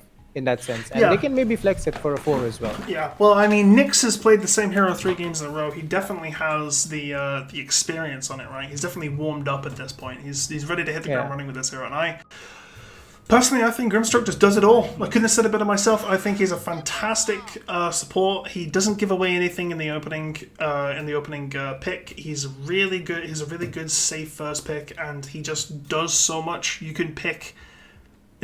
I really Very don't think. interesting. Yeah, A very interesting. the first pick. from, Okay, yeah. yeah. We can talk about Grimstroke till the cows come home, but this Timbersaw Yeah. has me questioning. Timbersaw on Yeah, the so- first pick is weird. Yeah, you were talking about safe picks, and they do the complete opposite on optimistic nihilism. Yeah. They are really confident with this Timbersaw pick because they have a Timbersaw champion or something. Yeah. So, because they really want to give Timbersaw to this player, whoever it is. Yeah. See that's the thing is like the thing about Timbersaw is Timbersaw works best as a counter pick to heavy strength or physical compositions, and Yes. they have not like Grimstroke is entirely magic damage, and actually is not a good matchup for the Grimstroke at all. Like as in Grimstroke versus Timbersaw is actually very heavily in the Grimstroke's favor, because if Timbersaw uses Chakram and he then gets silenced, he can't attack he can't call it back, and his auto attack is disabled while the Chakram is out, so he can't actually dispel the silence himself. So it's really interesting here. Windranger is the second pick for That's another for interesting Improvise. pick because I would make the same argument for Willow being really good against Windranger because they see the Willow, and Willow, what she does, like I play Willow a lot. Yeah, she's a very fun. Well, she's a very fun Yeah. hero. Dark Yeah. Willow is a very And fun hero. she's one of the best heroes to play against Windranger because Windranger wants to go and commit on you, and she is a really slippery hero, but because she runs really fast. But what Willow does is like she makes the ground a little bit really hard to walk through, and Windranger, if you once move, you get stuck, and if you move on that- quickly, you can get yeah. stuck very easily. Yeah, and Willow also is one of those heroes that doesn't really care about Windranger's ultimate because you can just press your Shadow Realm, Yeah, and then doesn't it? Yeah. And it's also, kind if of you like the catch Pugna her, situation. yeah, if you catch her wind running as well, and you manage to land a terrorize on her, she just yeets us up out of the fight. She runs so Yeah. fast away, and then that ends up getting her split from the team. And then it's like a 4.5 point versus 5. But I do want to say, Windranger also sucks into Timbersaw. You can never focus fire the Timbersaw because you're just giving him free stacks, and I don't think Windranger into Timbersaw is ever actually that good. The only thing I will say is good is that you have Shackle Shot. He's a very big body, and Shackle Shot can be very good for tying into other heroes or creeps. Not so much trees, because obviously he's Timbersaw. And Power Shot is a good is a very good big magic damage nuke, but that's not, you don't really pick Windranger for the Power Shot. The Power Shot is just kind of gravy on top of everything else that she does. The green team's Do you believe in the Slacks theory where he says in an elimination grand final game, you pick Windranger and you're gonna lose? someone now. I think in a different time period, Slacks was right. I think when he made the video, Slacks had a very good idea of what he was saying, but the game has changed a lot since then.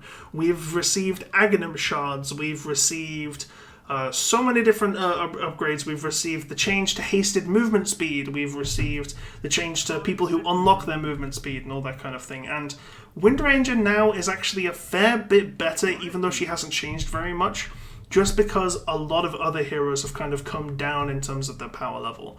I think I definitely believe that. I definitely think believe- that once upon a time, Slacks was right. But times change, and with change comes new information and new theories, and I think that the Slacks theory is outdated and needs updating. Slacks was right, but he isn't right now. I'm one to say that I've seen this hero picked up a lot recently, Windranger. Yes. And it's kind of a hit or miss hero. Like if you pop off, you can completely dominate the game. True. And Very true. No other hero can do what Windranger does. But I'm not sure when it is a good Windranger game. Like that's what Slacks wanted to point out. I'm not really sure when you actually want to pick this hero. And they're like first phasing this hero, so they definitely are playing to comfort for some reason. Like Rado, I think, is going to play this Windranger because it kind of suits his playstyle of running people down with the Pugna. Or maybe they can use it, make their 4 position play. But usually I've seen them last pick his hero. That is So- true. That is true. it Oh makes me believe that- no, Winter Wyvern. Oh, I was surprised this hero wasn't picked a lot. Oh, hang in on, the hang on, hang on, previous hang on, round. hang on. Timbersaw and Winter Wyvern are in the pool, have been picked, and AA is still in the pool. But This the is- thing is that I mean, Like, AA on 4 here might not be a bad counterpick to Winter Wyvern. the reason I think is not what they're going to go for is because then they will lack severe lockdown. And Yeah, that is like, true. Maybe yeah. that's why they pick it and they don't ban it, because they know that if they pick the AA, that they're actually Yeah. just throwing. Yeah. they go for the Death Prophet again. So somewhat of like you don't want to pick right clickers into the Wyvern anyways. Yeah, so, no. Death Prophet is a nice pick here. It's good into Timbersaw as well. It's quite good into Dark Willow. I'm pretty sure that Shadow Realm. Yeah. Can Exorcism hit you in Shadow Realm? No, but, But it still it doesn't- doesn't stop yeah. you from. Yeah. Sharam is not going to save you from that. Yeah, That sort of from an interaction yeah. there. Okay, that's fair. Yeah. It's quite a nice pick here. So Death Prophet's quite nice here, and we know that they can play it. So Yeah. So they do deal with the Timbersaw now because of the Death Prophet. They can maybe even lane him into the Timbersaw. But the draft is still a little bit weird. Like I still have questions as to where this Wind Ranger is going to go. Is it going to be a 4? Is it going to be mid lane? Team pick.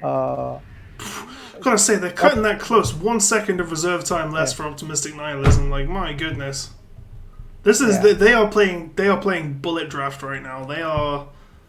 They have like no time remaining. Luna is kind of a. I like this hero a lot. Yeah, And, I think Luna but I has d- been slept on for a yeah. while. Yeah, it has been slept on a lot. I have not seen it a lot, but I do like what Luna does right now. And what Luna does right now is that she gets this timing around her shard Yeah, after the second Aegis or whenever you want to buy it, and you just get the beam with the glaives, and it gives you this really good team fight Yeah. because of her beam talents, making it almost like a 2-second. yeah. You can cooldown, just spam it. Yeah, and you can yeah. and it has huge range. And when you get the shard, you can cast that on the ground, so you don't even need to look at the heroes. It gives you vision, and it gives you that insane amount of disable from the team Yeah, fights. and for that purpose, it's also Timbersaw is a very good high ground pusher, but Luna also has amazing high ground, and also Yeah, it's just, if- and also the passive night vision that she gets as well is really useful as well. Like looking at this draft right now, I'm favoring Optimistic Nihilism because of that Luna pick. Because Yeah. if they do win a team fight, which is very much possible because of their heroes, Yeah. they will just throne them. Like you can't defend Yeah, for on sure. the side of. And that's a big thing Unbelievable. here is they don't really have very much building push outside of Luna, unless of course they're to get the Timbersaw shard, because that is actually quite good at pushing buildings, especially barracks in the late game. But Luna doesn't need anyone else to push towers with her. She just shreds through buildings. Like, that is Yeah. one of the biggest things about her. If they are seriously concerned about their lack of a building push, or their lack of physical damage, I should say, they could get another physical damage pick here on their mid. Maybe something like an Ember Spirit. Oh, Ember Spirit's not bad. Maybe something like a Void Spirit. But I'm not sure if they will do that. This Lifestealer pickup is Lifestealer's not too bad. it's okay, but it's a strength hero into Yeah. Timbersaw. Yeah, well, So the lane is it's not kind of that- a. I've got to say, Timbersaw into Lifestealer is like the one exception to the Strength Hero into Timbersaw rule, right? Like Lifestealer can just kind of fight a Timbersaw, and that's Sure, kind of the it that's is, kind of it the isn't benefit that, that terrible of a pick, but I It's I also don't know a good. about It's also a Luna. good. It's also a good target for the Grimstroke. I've got to say, a good target Yeah. for the Yeah. for the Inkswell. Like It- that is it- something that we need to keep in Yeah. mind. It definitely plays into their playstyle of winning the lane with Grimstroke, running in and hitting the Timbersaw is not that bad. They can maybe win that lane even. Yeah. The reason why I think it's not the answer to Luna, because at some point Luna is going to have more range than you, more damage than you, and Lifestealer and has to like she's walk gonna. up to Yeah, her. you're, Yeah. The thing is you have the 6-second rage, like, and that's good to just have it passively. But once you've used it, you've used it, and Yeah. So you need it to counteract the shit. Sorry, excuse me. That's 2 per stream. I'm gonna get banned. Damn it. You need it to stop the stuff that Dark Willow throws at you, and you need it to stop the immense amounts of damage from Luna. So But I am sleeping on one hero here, and that's the Wind Ranger. Like, Wind Ranger is the answer to the Luna. Because true. she's one of those heroes that is just going to not care about what Luna does, Yeah. BKB in, and just ult her. And also outranges her at almost every stage in the game. Yeah. Pretty sure the only time that they have equal range is when Luna gets Dragonlance. Yeah, but I think Luna will go Dragonlance. Definitely. But like in the early game, Wind Ranger definitely has the range advantage. But Storm Spirit ban, I kind of like that actually. Yeah, it's one of the answers to Wind Ranger. Like, you don't want to get jumped as Wind Ranger. Yeah. That's like a really bad thing to go, especially. It also sucks for it's like, also sucks for the Grimstroke as well.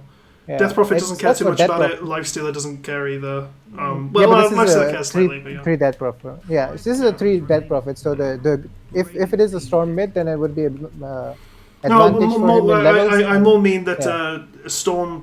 She doesn't care about the Storm because she can just use herself. Like there was never a situation where the Storm jumps on you, he doubles you, he silences you, you then use yourself, and then you don't get the damage from. You don't get the damage from Orchid. From optimistic. I mean, I guess I can see it because it's a high damage magic. It's a high damage magic damage nuka. Like I can see why they would think that maybe Zeus would get banned here, but I really think that ban's more a formality. Are we waiting for the Earthshaker last pick? 3 games in a row, though. No wait. Oh! I called it! I called it! Did I not say a mid laner with a lot of physical damage like Void Spirit? Thank you very much, ladies and gentlemen. Thank you very much. Sorry, I'm not the analyst and the play-by-play, so I never get the calls right. I'm very, very happy about that one. They got 9 seconds to pick a hero, and they decide on. Oh no! I just looked at the chat before this, and somebody was like saying Tinker is not banned, and this is such a good Tinker game as well. Yeah, it is a pretty good Tinker game, but the flaw with that is that they do have 2 greedy heroes. Tinker and Luna both want to take a lot of stacks and a lot of. That is true. That is true. So improvise. F Meg is a good Tinker player as well. I've seen him play Tinker before. So if we could go back to what we've seen from the improvised games, if they do what they do best is that they group up and they fight. Yeah. They do have an advantage in this draft. Like they don't want this to go late. For sure. The thing is if Optimistic Nihilism can take this game to 45 minutes plus, I think it's very heavily in their favor. The thing is about Improvise is that they do quick games. You know, they've been running through these games like they're on a treadmill, and Grimstroke Lifestealer is a comp where they can do that. They can also do it with Grimstroke Wind Ranger, because Wind Ranger is also quite fast. Grimstroke Void Spirit as well. You can swell the Void Spirit, he then Astral Steps in. It's really, really nice, and in the early game, it's gonna be 5v3. Like in like the like 15, 17 minutes when people are starting to leave their lanes and actually rotate around the map and go for objectives, Luna and Tinker are going to be farming and pushing lanes. They're not going to be there for an engage. You need to use that timing to just destroy them as hard as possible and get as much advantage as you can so that they can't come back. So you know what this means? This means that Timbersaw needs to pop off this game. Yeah. This is a very I agree. Yes. The most important thing is that he has a game, and if he doesn't have a game, then it's gonna be the situation where you're gonna lose all towers, because if you look on the side of Improvise, they have Death Prophet. That hero is really good at getting towers down. They have this Void Spirit that can dive towers with his 2 Astral Step charges. They have the catch for Tinker. I'm sorry, I need to back out of the game very quickly. I don't have our Observer as an option. Yeah, I don't have it either. Yeah, well, 1 second, hang on. Let me just watch. I'll do the same thing I did before. My bad. 1 moment. Let me see if I can change this.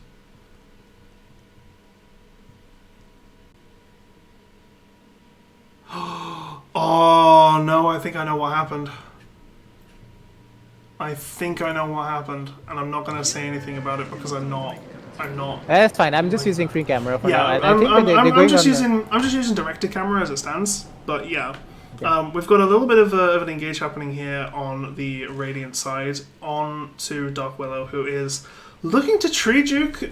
I think it's more just a time waste than anything else, because you don't have TP. The cooldown is not a thing for another 20 seconds.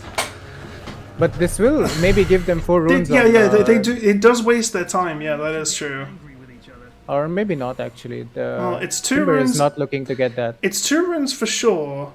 No, Three for sure. that's 3 runes. That's 3 runes. Yeah. Okay. Yeah, he could have got 4 maybe. I think the Timber could have definitely taken 4 there. Yeah. But that's fine. 3 runes is still a win. Yeah, for sure. I mean, 3 runes for First Blood. Not ideal, but the gold is in their favor, so fair enough. This mid lane matchup, what do you think about it? I think it's not that bad for Void Spirit as well.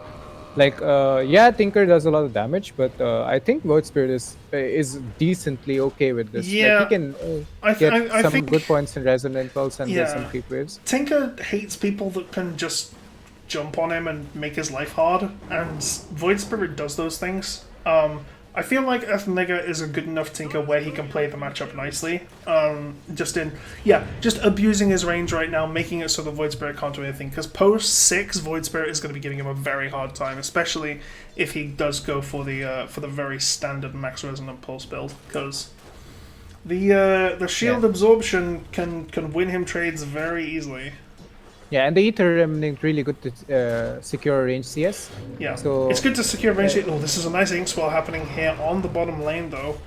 Good stun from Dark Willow, running into the trees. It's not going to be enough, and Lifesteal's going to pick it up. Very nice stuff from Radiant. That is the second death on this Dark Willow, and the second kill in this lane right now. Yeah, Dark Willow really getting overextended over there. It's not really a favorable. It was just a good, for her. Yeah. And the thing about the Grimstroke was they just recognized, hey, we can swell and kill this, and then they just did it. And that's the benefit of playing the game so many times, right? Yeah. That was a good. It's did also he dodge the damage on that? No, he didn't. Okay, never mind.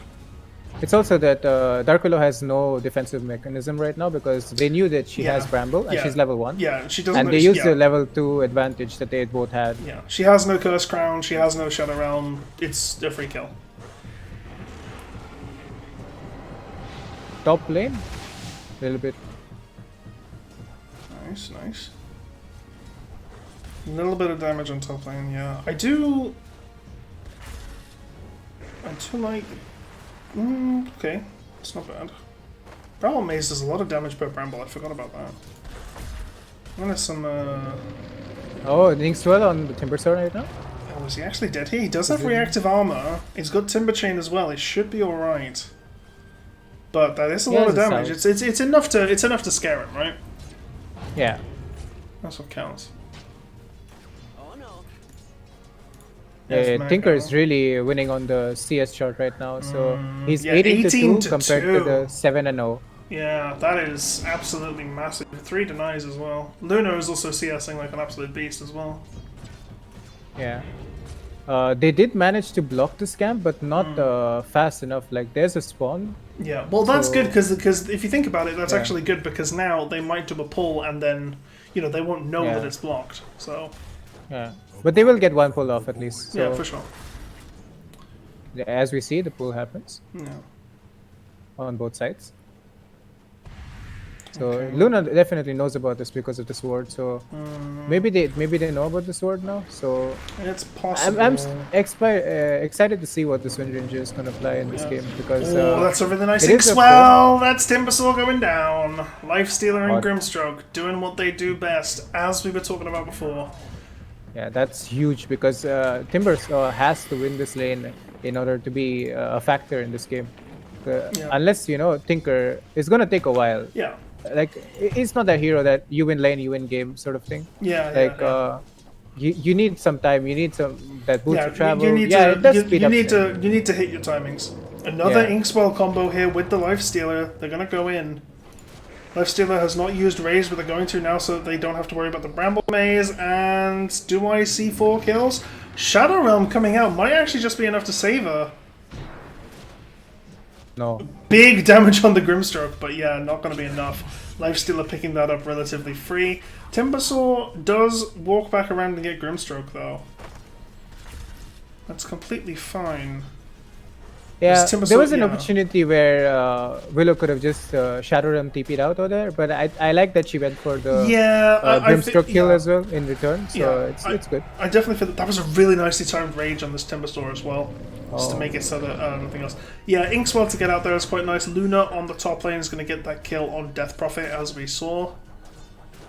That is also really big for Luna. Like them winning a lane means that Luna is gonna get faster farm, and like that means that the tower stays alive for longer.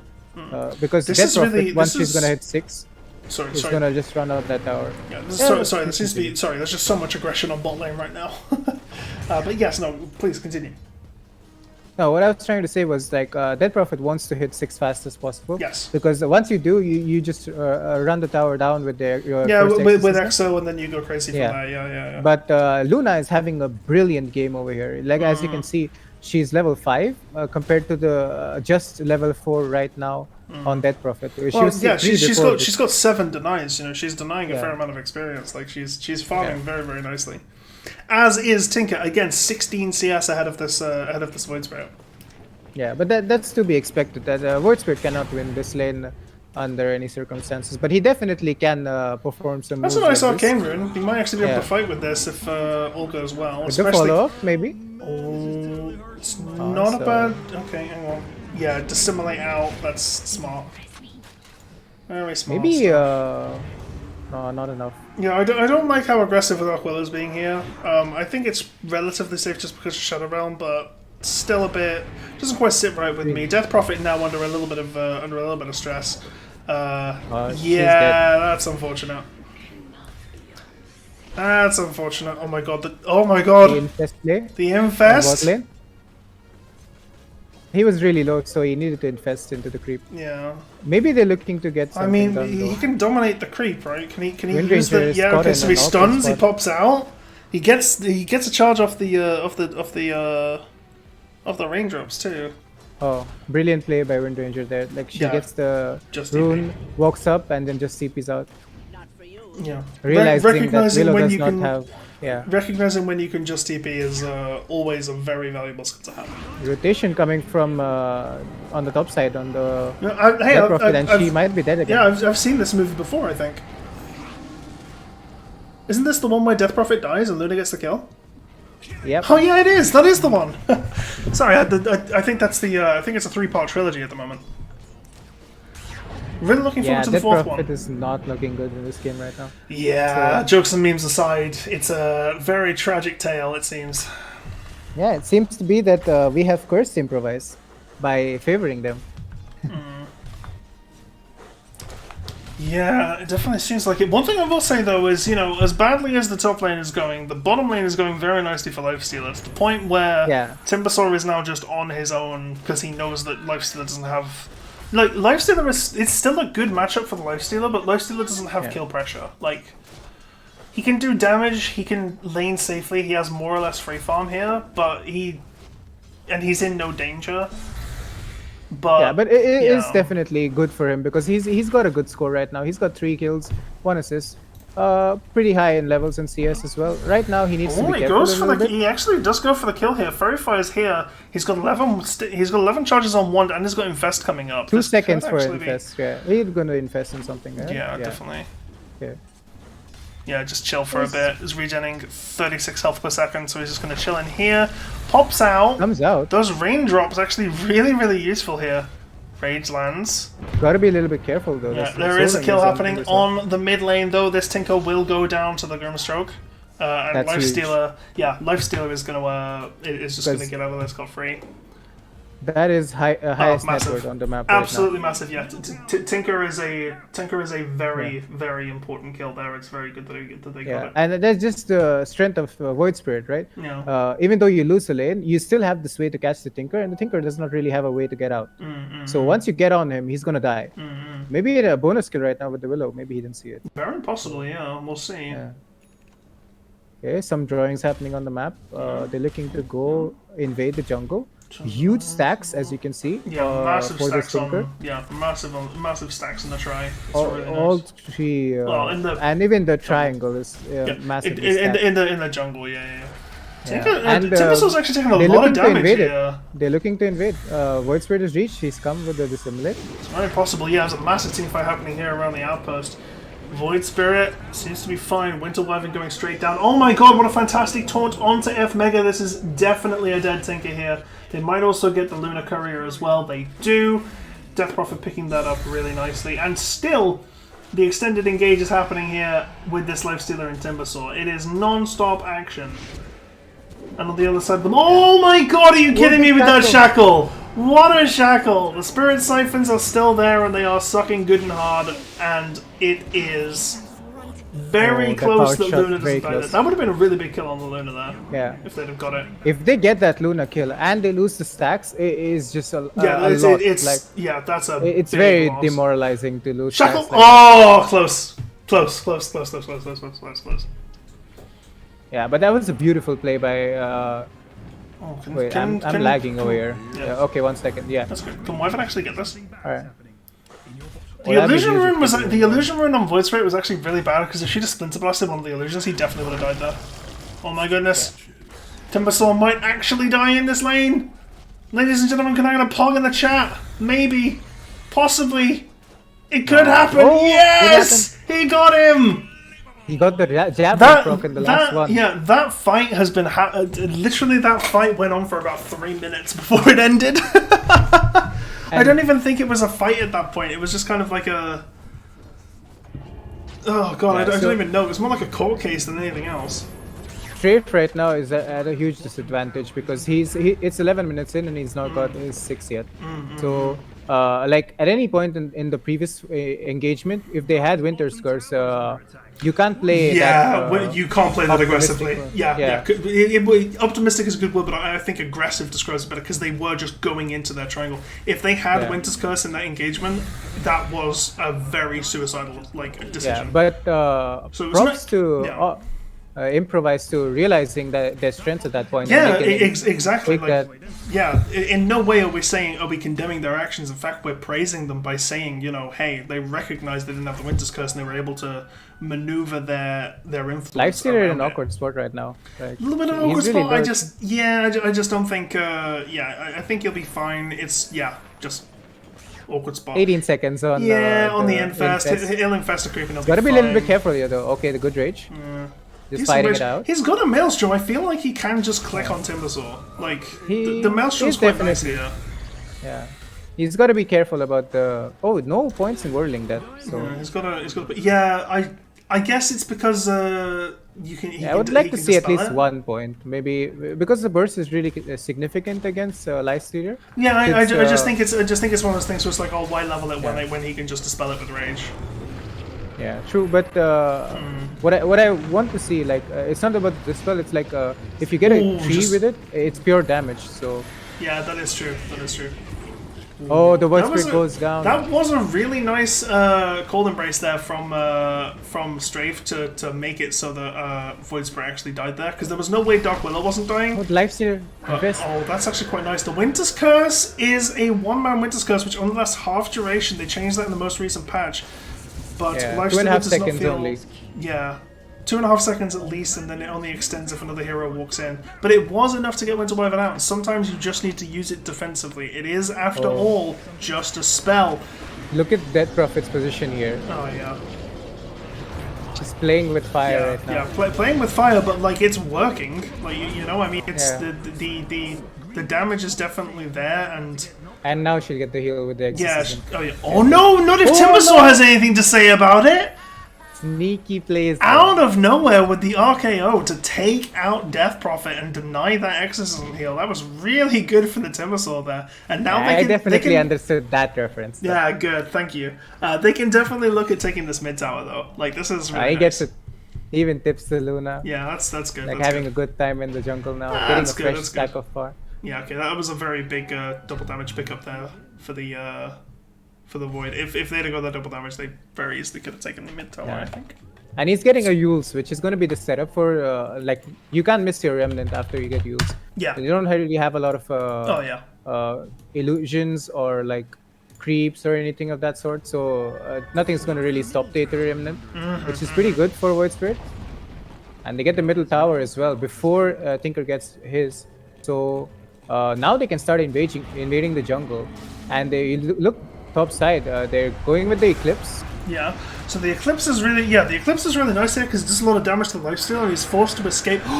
That's such a good Winter's Curse! Are you kidding me? It keeps the Lifestealer in the fight and forces him to infest out. This might actually be a death on him here, but Radiant played that fantastically and managed to still get 2 kills instead. The Void Spirit getting dangerously low. So horrendously low. It is absolutely terrifying for him.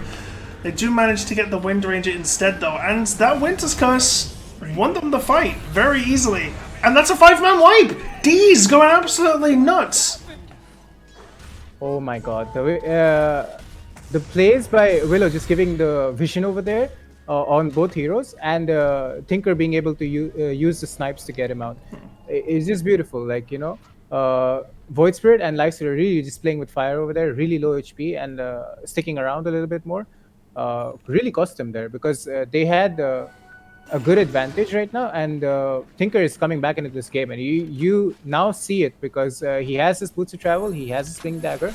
This is where Tinker starts to shine, and it's just like, can you still do the things that you were doing 5 minutes ago on the side of Improvise? Yeah, right. Because now Dire are starting to come online. You know, Dire are starting to do their thing, and you can notice that the stacks are being taken. The gold is flowing.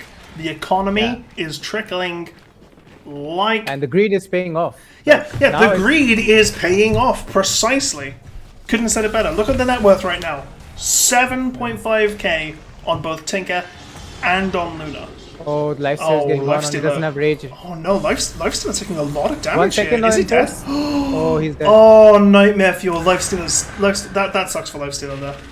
This can also mean Void Spirit is dead now because of the because of the terrorize. Oh, no, Winter's Curse being used there as a good setup to confirm the kill on Void Spirit. That was really nice. I liked how they I liked the repeated stop on the terrorize. Yeah, on the terrorize. That was quite fun. But I really think that Improvise need to take a breather right now. They are crumbling into the team fights right now because I think they're tensed, and it is grand finals. So I think they need to. It's a tense situation. Yeah. It's not an easy one. No. Yeah. So they just need to do what they do best, group up a little bit more, take favorable team fights. Right now, I feel that Lifestealer should not be in that lane anymore alone. Maybe just go into the jungle, farm some stacks of your own, because he does have a lot of stacks here. You don't want to go to waste or like go into the hands of the Luna or Tinker. Yeah, for sure. Oh, great shackle. Yeah, it's a really nice shackle there onto that. And now Dark Willow has the Bedlam going on, but she's a little bit far away, and Void Spirit's exactly where it wants to be. But the leash is really nice as well. Can they actually do anything with it? Death Prophet running away with the Inkswell. That's not where you're supposed to go, lady. And she's going to die for her insolence there. When it comes to this fight, I have to say I like Dire in it, and... Oh, the no mana on the Wind Ranger and the stun coming out. The stun doesn't even go off. Oh no. The Lifestealer is inside the Void Spirit though. You can't turn it. Oh, Winter's Curse! Strafe, you monster! You absolute nutter! What is going on? Okay, you know how I said, oh, Dire can win this if they take it to 45 because then, you know, they come online and their stacks are being taken and the heroes are greedy? I apparently missed that mark by about 30 minutes. Yeah. Because they are doing everything they need to be doing at even this early stage in the game. I feel like Lifestealer is just too aggressive at this point. Like he's died like 3 times now, and he needs to just continuing to go for engagements which are not favorable for him. Yeah. And now they lose these stacks. He's even dead again. Oh, that's not good. And Luna can just take these without even trying, just by hitting the heroes. Yeah, I'm starting to think the Slack curse is real. You know? Maybe. Okay. That is something which a very good friend of mine called Ash would call results-oriented thinking. It's bias. It's not true. Just because Wind Ranger was picked does not mean that the correlation is there. However, but to be real, they did have a good shackle shot in the mid lane. Oh, yes. But the nature of the hero is that you want to commit your ultimate on the Luna. But the problem with that is you're a position 4 Wind Ranger, so you don't really do enough damage. So Yeah. you go in, but then you just feed. No, I fully agree with you there. Yeah. You just kind of don't do enough. This Wind Ranger needs a lot to actually go and solo kill the Luna now. Maybe even an MKB, but she's not even close to that. Like, she's going for a Blink Dagger right now, has 1 Javelin. She's just hoping for the best. Like this, she picks up a double damage right now, but can you go into enemy sidelines and try and get a kill? Maybe. I don't know. Yeah, it's a maybe, but it's not a. It's not a. It's not even like a good Wind Ranger game. Like, they have ways to deal with it. Like, they have Tinker. Laser is really good versus Wind Ranger. Bramble Mace is really good versus it. Like, Eclipse itself is like excellent versus that. Exactly. It's not a difficult combo to think about, right? Like, you can very easily see how it all works together. It's not like you need, it's not a 140 IQ combo, right? Yeah.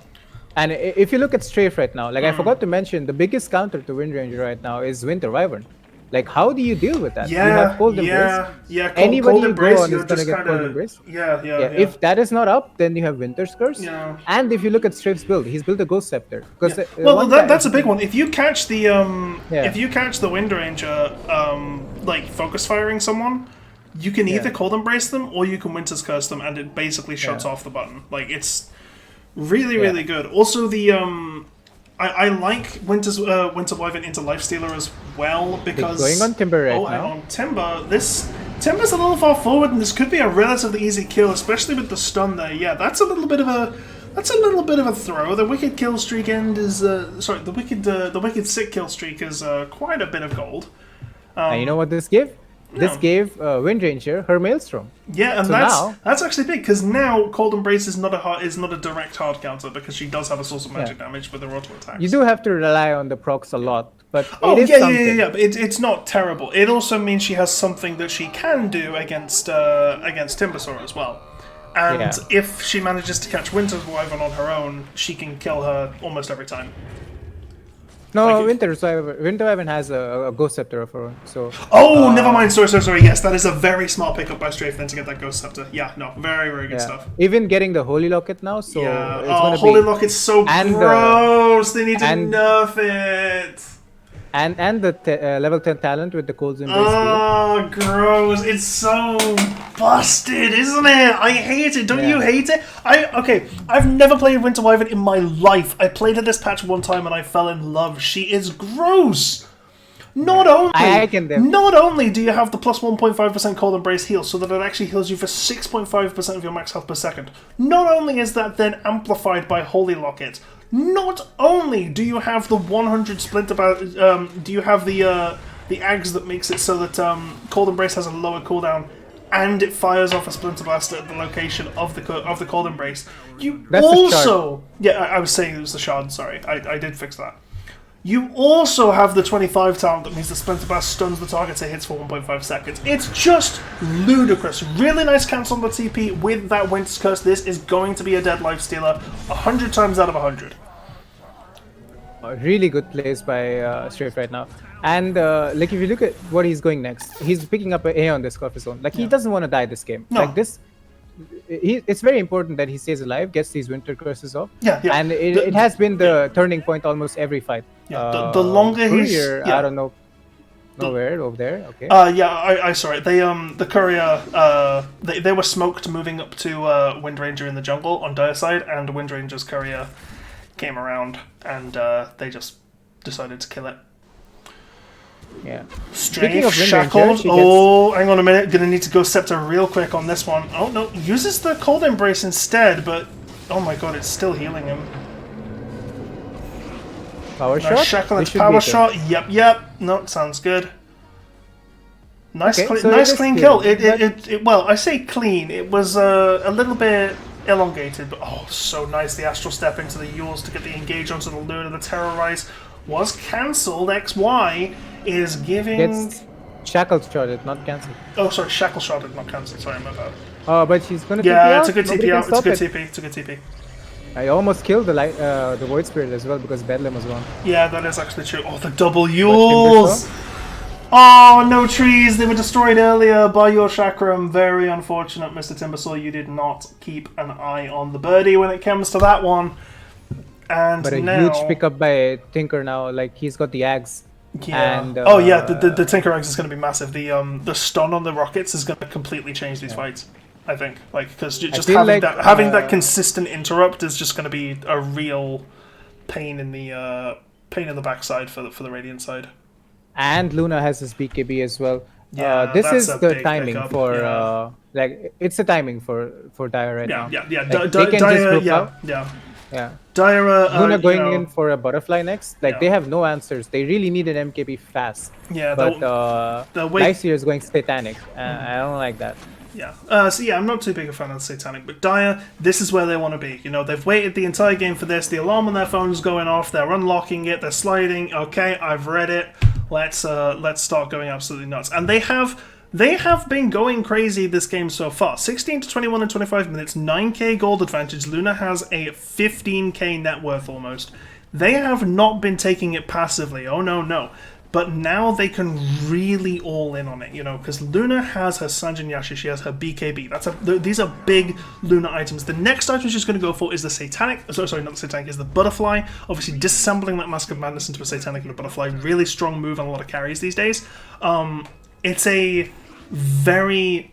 When she gets the Butterfly, that's massive, right? That is like a huge pickup. At the moment, she's very, very strong. Infest play Yeah. from Void Spirit right now. They went to smoke and smoke breaks though. Yeah, smoke Oh, breaks.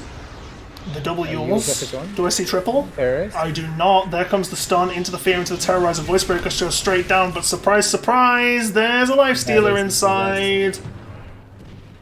Like That's a weird, a disaster. like a weird purple Kinder Egg comes out life stealer from Void Spirit, and it's not looking great. He has to rage just by like just seeing the Timbersaw makes him pop his innate BKB. Yeah, And this if is you look not at a fight you Strafe's want to positioning take. right now. Yeah, you Yes. look at Strafe's positioning. It's perfect. He's waiting for Yeah, it. Like he's waiting. He knows that they have to go in right now. Yeah. on Timbersaw. He is so far away from the fight, and like they cannot just go on him. The thing is if they just go on Strafe, this is the Winter Wyvern paradox, right, or the Winter Wyvern problem. If you go on Winter Wyvern because you notice, like, let's say they have vision up there, right, like they saw her dewarding, you rotate your team over, but you can't actually go on her because you have to play around Winter's Curse, which means you can't stack up. And you need to do a lot of damage to her through Cold Embrace before her team start to rotate over and counter engage, right? Which a lot of compositions just don't have, and Radiant don't have. So she can afford to just be away from the team and not really care if she gets, like, if the team know and then they go on her, because she knows that she creates the space just by existing, that the rest of the team will need to follow up and get the counter engage, which they have in spades. Yeah, It's definitely. such a stupid... It's very, very dumb, right? And I don't mean dumb in the sense of bad or I don't like it. It's just very strong. It's really, really strong. Good smoke Yeah, good smoke here from Radiant. Luna, make it look like Luna is taking the tower on her own, possibly Oh, the forcing a Bramble Maze response. connects. Bramble Maze is nice onto the Grimstroke. In comes the Terrorize as well. Maybe not needed, but... Oh no, that isn't Terrorize, that's Curse Crown. Sorry, my bad. It looks similar with they that find Immortal. they find that Yeah. profit as well, Yeah, that's the Terrorize, what it looks like. That's a Another lot of damage. Cursed Crown. and they find These sweet sisters, they come out, but it's not enough. Unfortunately, it doesn't matter how many of your family are with you, Death Prophet. You are dead and gone. Look at that! Oh, he's got the shard on the. He's got the shard on the Tinker. on thing. The defense matrix. It gives you 350 damage block and 50% status resistance for 15 It seconds. does get caught. It's but there's gross. no follow up right now. That defense matrix is absolutely nuts. Yeah, it's looking pretty grim for Grimstroke right now. Ah, there you go. Now you're getting it. Yeah. Good stuff. No, you'll fit right in. Don't worry. Yeah, but to be honest, like they are crumbling in the team fights. They're losing one, then they're losing one after the other. It's not looking sweet. Not the kind of improvise we've been looking at for the past two games. They are really getting tinkered right now, I would like to say. Yeah, they are indeed getting tinkered. There really is nothing else to say. Also, I do just want to make it very very clear. Chat has chastised me. The Scepter on Tinker is not the Heat-Seeking Missile mini-stun, that is on the 25 talent. The Scepter is instead the Shrink Ray, which gives him cast range and reduces the enemy hero's current health by 15% that stacks and makes it bounce. So it's even worse than the mini-stun, because Shrink Ray that is, sucks.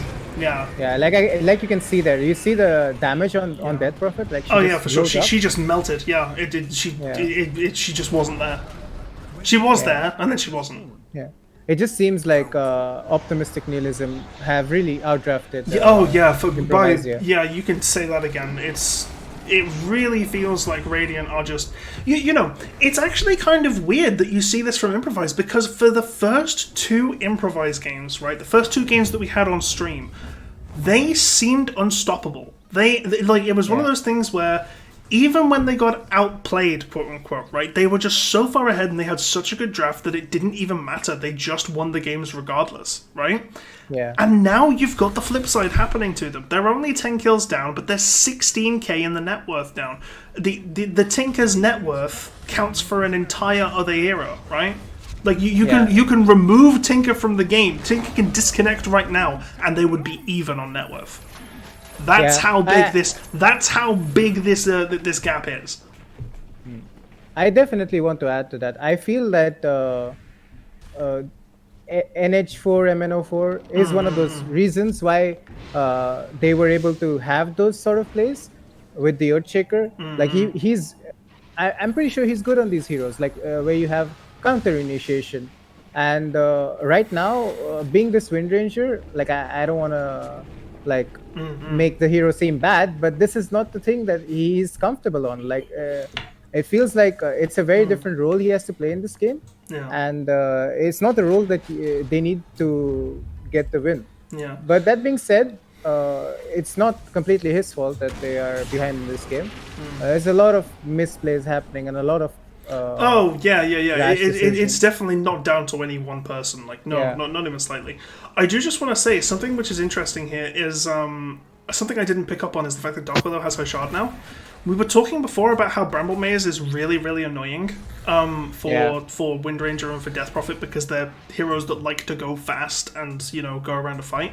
The shard is even more annoying because it can really just make some parts of the Bramble Maze just really difficult to actually navigate through. The fight before this, she got caught because of that shard. That's what I'm saying, is I didn't pick it up there, but it's one of those things. Oh, hang on a minute, this is actually a dead... Ooh, speak too soon. No, power shot? Power shot? Oh! She should not. Okay. She probably wasn't dead anyway. But no. You think she was? She shouldn't have. Yeah, she was definitely dead. It was like 100 HP. She charged power shot too long. Okay. Yeah, you should just W and flick it off. Yeah, that's fair. I thought she needed to charge it, but that was very close. That was. But that is demoralizing as hell for. That sucks because they got a. Well, that was a kill, right? That seemed like a very easy mistake to punish, and they weren't. And this has not happened the first time. Like I've seen every fight just WTP out, and they can't do anything to it. And this gives them maybe Roche, like the short pickup on Luna, like I said before. Now she has a butterfly as well. How do you answer this? Like Lifesteal is picking up a Blink Dagger. I don't know, man. Is this the pickup? Yeah, it's not. Lifesteal with a Blink Dagger, it's interesting, but what do you use it for? To get onto the Winter Wyvern? Yeah, maybe they want to jump to Tinker, but I don't know. Do you have the damage to do so, or how do you deal with evasion or blind for that matter? Yeah, for sure. Okay, there's a play going on. Like they're going for Roche, and maybe they know about it. They jump the Willow again, but the strafe, maybe he gets caught. Silence, double silence. There's a lot going on right now. There's a lot of spells just flying around the map. Tinker is at the back line, just absolutely shredding, just over and over, casting these spells. Luna as well, dealing out the physical damage, and it's not even close. It's not even close. That fight was That was their Hail Mary. Nothing. Yeah. For sure. Well, yeah, it was. GG's called. Yeah, there's no way. There is no way. Yeah. Like, if they were ever going to win a fight, it was there, and they lost it so decisively. We have our champions, though. Yeah, but that's Optimistic it. That's Nihilism. the champions. Optimistic Nihilism coming out of nowhere and taking the win. So congratulations to F Mega, to LGL, to Oxygen, to Strafe, and to Sopo on their victory. I think it's Sopo's first win, but obviously this is a repeat victory for F Mega and Oxygen. I think it's also Strafe's first win. So big ups to those guys. Fantastic play all around. I have to say, a lot of people would immediately jump to Luna or Winter Wyvern as the MVP there. I think Dark Willow was a fantastic pick and played really well that entire game. I genuinely I think... definitely agree with that. Yeah, Dark Willow Yeah. was always in the midst of the fight. Being a really squishy hero and being a Dark Willow player myself, I think that she did her job perfectly. Yeah, she Also, played it very, very well. Using her hero to the complete atmos power. Like, you use every single hit point of yourself possible, even though it's like 900 hit points. You go in there, you use your W, and you immediately TP out once you've done your job, and you get the core kills. So you're not getting like support kills. She was killing off Lifestealer, she was killing off Void Spirit, and she was giving that vision that the Tinker needs. Strafe was obviously there to back her up if anything goes badly, but the Luna never had to actually go in. Timber didn't need to go in because Empty Bed on the Dark Willow is just always always like attracting all that attention. Like you would want to see this from the Death Prophet on the other side, but Dark Willow is playing a better Death Prophet right now. Yeah, for sure. Dark Willow is, literally couldn't say it better. The Dark Willow is fulfilling the Death Prophet role, but just better. Right, but yeah, as you say, congratulations to Optimistic Nihilism. Really, really good showing. Also a fantastic showing the first two games from Improvise. They tried their hearts out in this one, but unfortunately it just wasn't enough. I am just talking to production right now to find out what the next step for the stream is, but at the moment the games are over. I'm just looking to see what else we are actually going to do. But yeah, let's just... I say scoreboards and graphs and stuff, but it's very... It tells a story itself, right? Like, even for 20 minutes and then just decidedly die. 30k net worth lead, my god. Yeah, the one point that they did have a lead on Improvise was when they were contesting stacks. But Yes, the Very thing small was that, lead, though, yeah. yeah, but the problem was that they had to keep playing like that, and they had to like not crumble when in team fights. So the one team fights when they were winning them, and then they were overextending too much, and then they started losing heroes one by one, and then Lifestealer was dying too many times this game. Like, he had almost a perfect start, and then he was just in the same lane, not respecting the enemy's potential to kill him. Like Timbersaw, yes, he didn't have whirling death charges, but like with another hero, you can't really be in that lane anymore. And they kept ganking him, and then he was in this awkward spot where he had to save Rado many times with his infest, and then he's stuck on his own as well. And a lot of plays where Rado just goes in, but doesn't have a secure kill because of the fear of the Winter's Curse and the Dark Willow terrorize. And yeah, Optimistic Nihilism, like I said, just outdrafted this and outplayed them, and a well-deserved win for that. Yeah, for sure. Well, it was a fantastic game, and it was really, really good to see all these different players and to definitely get a win. What I will just briefly do is I'm going to talk to the players in the team and see if they will be okay with a winners interview. If so, we shall get some words from them on the stream. If not, then the stream will end. So be with you very shortly, chat.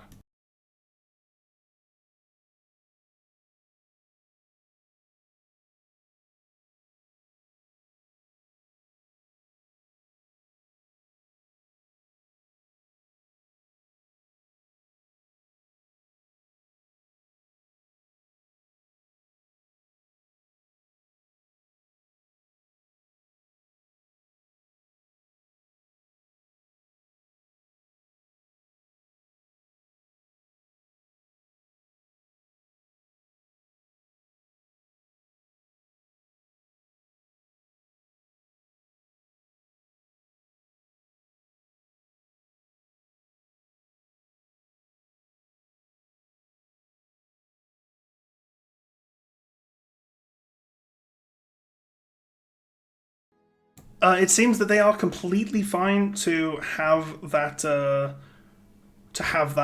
winners interview. So, Lightstrike, if you'd like to join me, if you just want to join the voice channel, Which voice channel do you join? if you look in the Dota 2 server, you'll see the one with they are Team 4. Okay. Right, hello. You are currently on stream, so do not say anything too awful. Hello, chat. But yeah, we are currently here with Optimistic Nihilism, fantastic team name by the way, who have just won $20 worth of Steam credit each and a bunch of unannounced presents and prizes that even we don't know about, provided by Alliance. How do you guys feel? We're feeling very thrilled. Like that finals, it started off really bad for us on the bottom lane. Yeah. So we were kind of scared. We were really scared how it went, and the mood was still very positive. I think that's Yeah. what kept us into the game. And I think that's what, especially the Luna. The Luna held hopes high, and we could kind of rely on her. So that brought us back into the game hard. Yeah, After the first triple kill, it was like an awakening. I was molding hard before that. yeah. Yeah, I'd like to add that it definitely showed in your gameplay that you guys were the more calm, lightheaded people compared to improvised that were crumbling in team fights. They Yeah. were losing one after the other, and you guys just kept your cool, especially on Timbersaw. Like I was seeing these sneaky plays you were Yeah. making from the high ground, just sniping off one of their cores like that. Really well played, and And considering how badly the lane went on bot, because the Grimstroke on Nyx was I don't know if you saw the rest of the other streamed games, but Nyx was an absolute terror on that Grimstroke, and as I'm sure you could tell if you were in the off lane, the Grimstroke Lifestealer Inkswell combo that was oppressive. That was really strong. Yeah. So that would have tilted me. So it's cool I that was a Dark Willow, and I was very like getting sad and getting kind of down. But the team, they kept me up and kept my head into the game. Like I have to be honest. The team. that's good. team That's nice to synergy. hear. Yeah, team synergy is important, and I'm very glad that you guys could get along like that. I do give the MVP to Oxygen. I think on the Dark Willow. Yeah, it was a very good. It was you, Oxygen right? play, yeah. Yeah, because for feeding or no. As a Dark Willow player, I feel that you did what your hero does the most, giving that vision to the Tinker, always being in the middle of fights, getting core kills, getting the perfect terrorizes, TPing out almost every single fight. Just beautiful. Like it really plays to me as a Dark Willow player. So I give that MVP to you. Thank you so much. I have 600 games on her, and Well she's my most deserved. favorite hero. I just wanted to go for comfort. Yeah, So I just well, wanted to that's play the her. thing. Comfort is very important when it comes to playing with. Well, I say randos like you guys don't know who each other are, but you guys do know who each other are, right? You see each other in the Discord quite often. Like there are quite a few regulars in the stack. I mean, For I sure. don't. Oh yeah, definitely. I've played against some of these people before. Yeah. We played against each other, with each other in previous tournaments, and And now We've they got to know ban each other. Oracle next game. Yeah, well, Yeah. this is the thing, is we've got two returning champions now, because I'm pretty sure Oxygen and F Mega, you guys have won titles before in this tournament series, right? oh, don't forget my voice, Strafe. Don't forget my voice. Yeah. Oh, I- and I won Strafe the as well. first one I Sorry, played. sorry, that's right, and Strafe Oh. as well. So that's three returning awesome. champions here, and so I believe for Sopo and LGL, that's it's your first title, right? Yeah, I've been to finals like once or That's twice, but first time. First of many more, maybe, Hopefully, yeah. maybe. Who knows? We don't. Hopefully, yeah. Yeah, hopefully. Well, there'll definitely be eyes on you after your play in this tournament. So we'll have to see. Right, it's getting kind of late. It is coming up to the designated end time, which I have to end by, otherwise I get smacked around the face.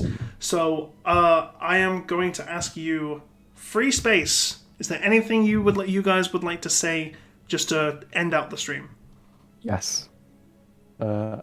About comfort picks, stop banning Oracle and IO, or you will lose. Thank you. Speaking of comfort, like I could definitely see that you guys were drafting for comfort with the Timbersaw first pick, Tinker last picks, and Willow, as you said. All of like I definitely am a believer for comfort over what is needed. I, Is, I better. wish that you were in the comms when we were drafting, like to understand the whole way how we draft. Yeah. It was really chill vibes the entire tournament. Yeah, it definitely showed. Congratulations on the win as well. Well, And you guys, do we have information on the secret prizes yet? we do not. We will basically we will let you guys know when we know. We are currently waiting on word from Alliance for those, but they have promised certain things.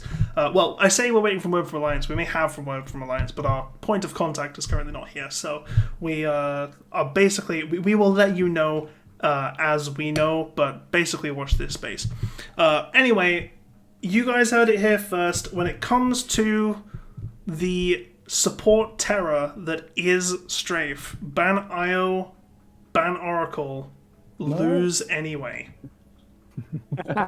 Alright, ladies and gentlemen, I have been Shooped, also going by Melody. I said it the wrong way around. I have been Melody, also going by Shooped. You can follow me on Twitter at twitter.com/ShoopedYT or on Twitch at twitch.tv/Shooped.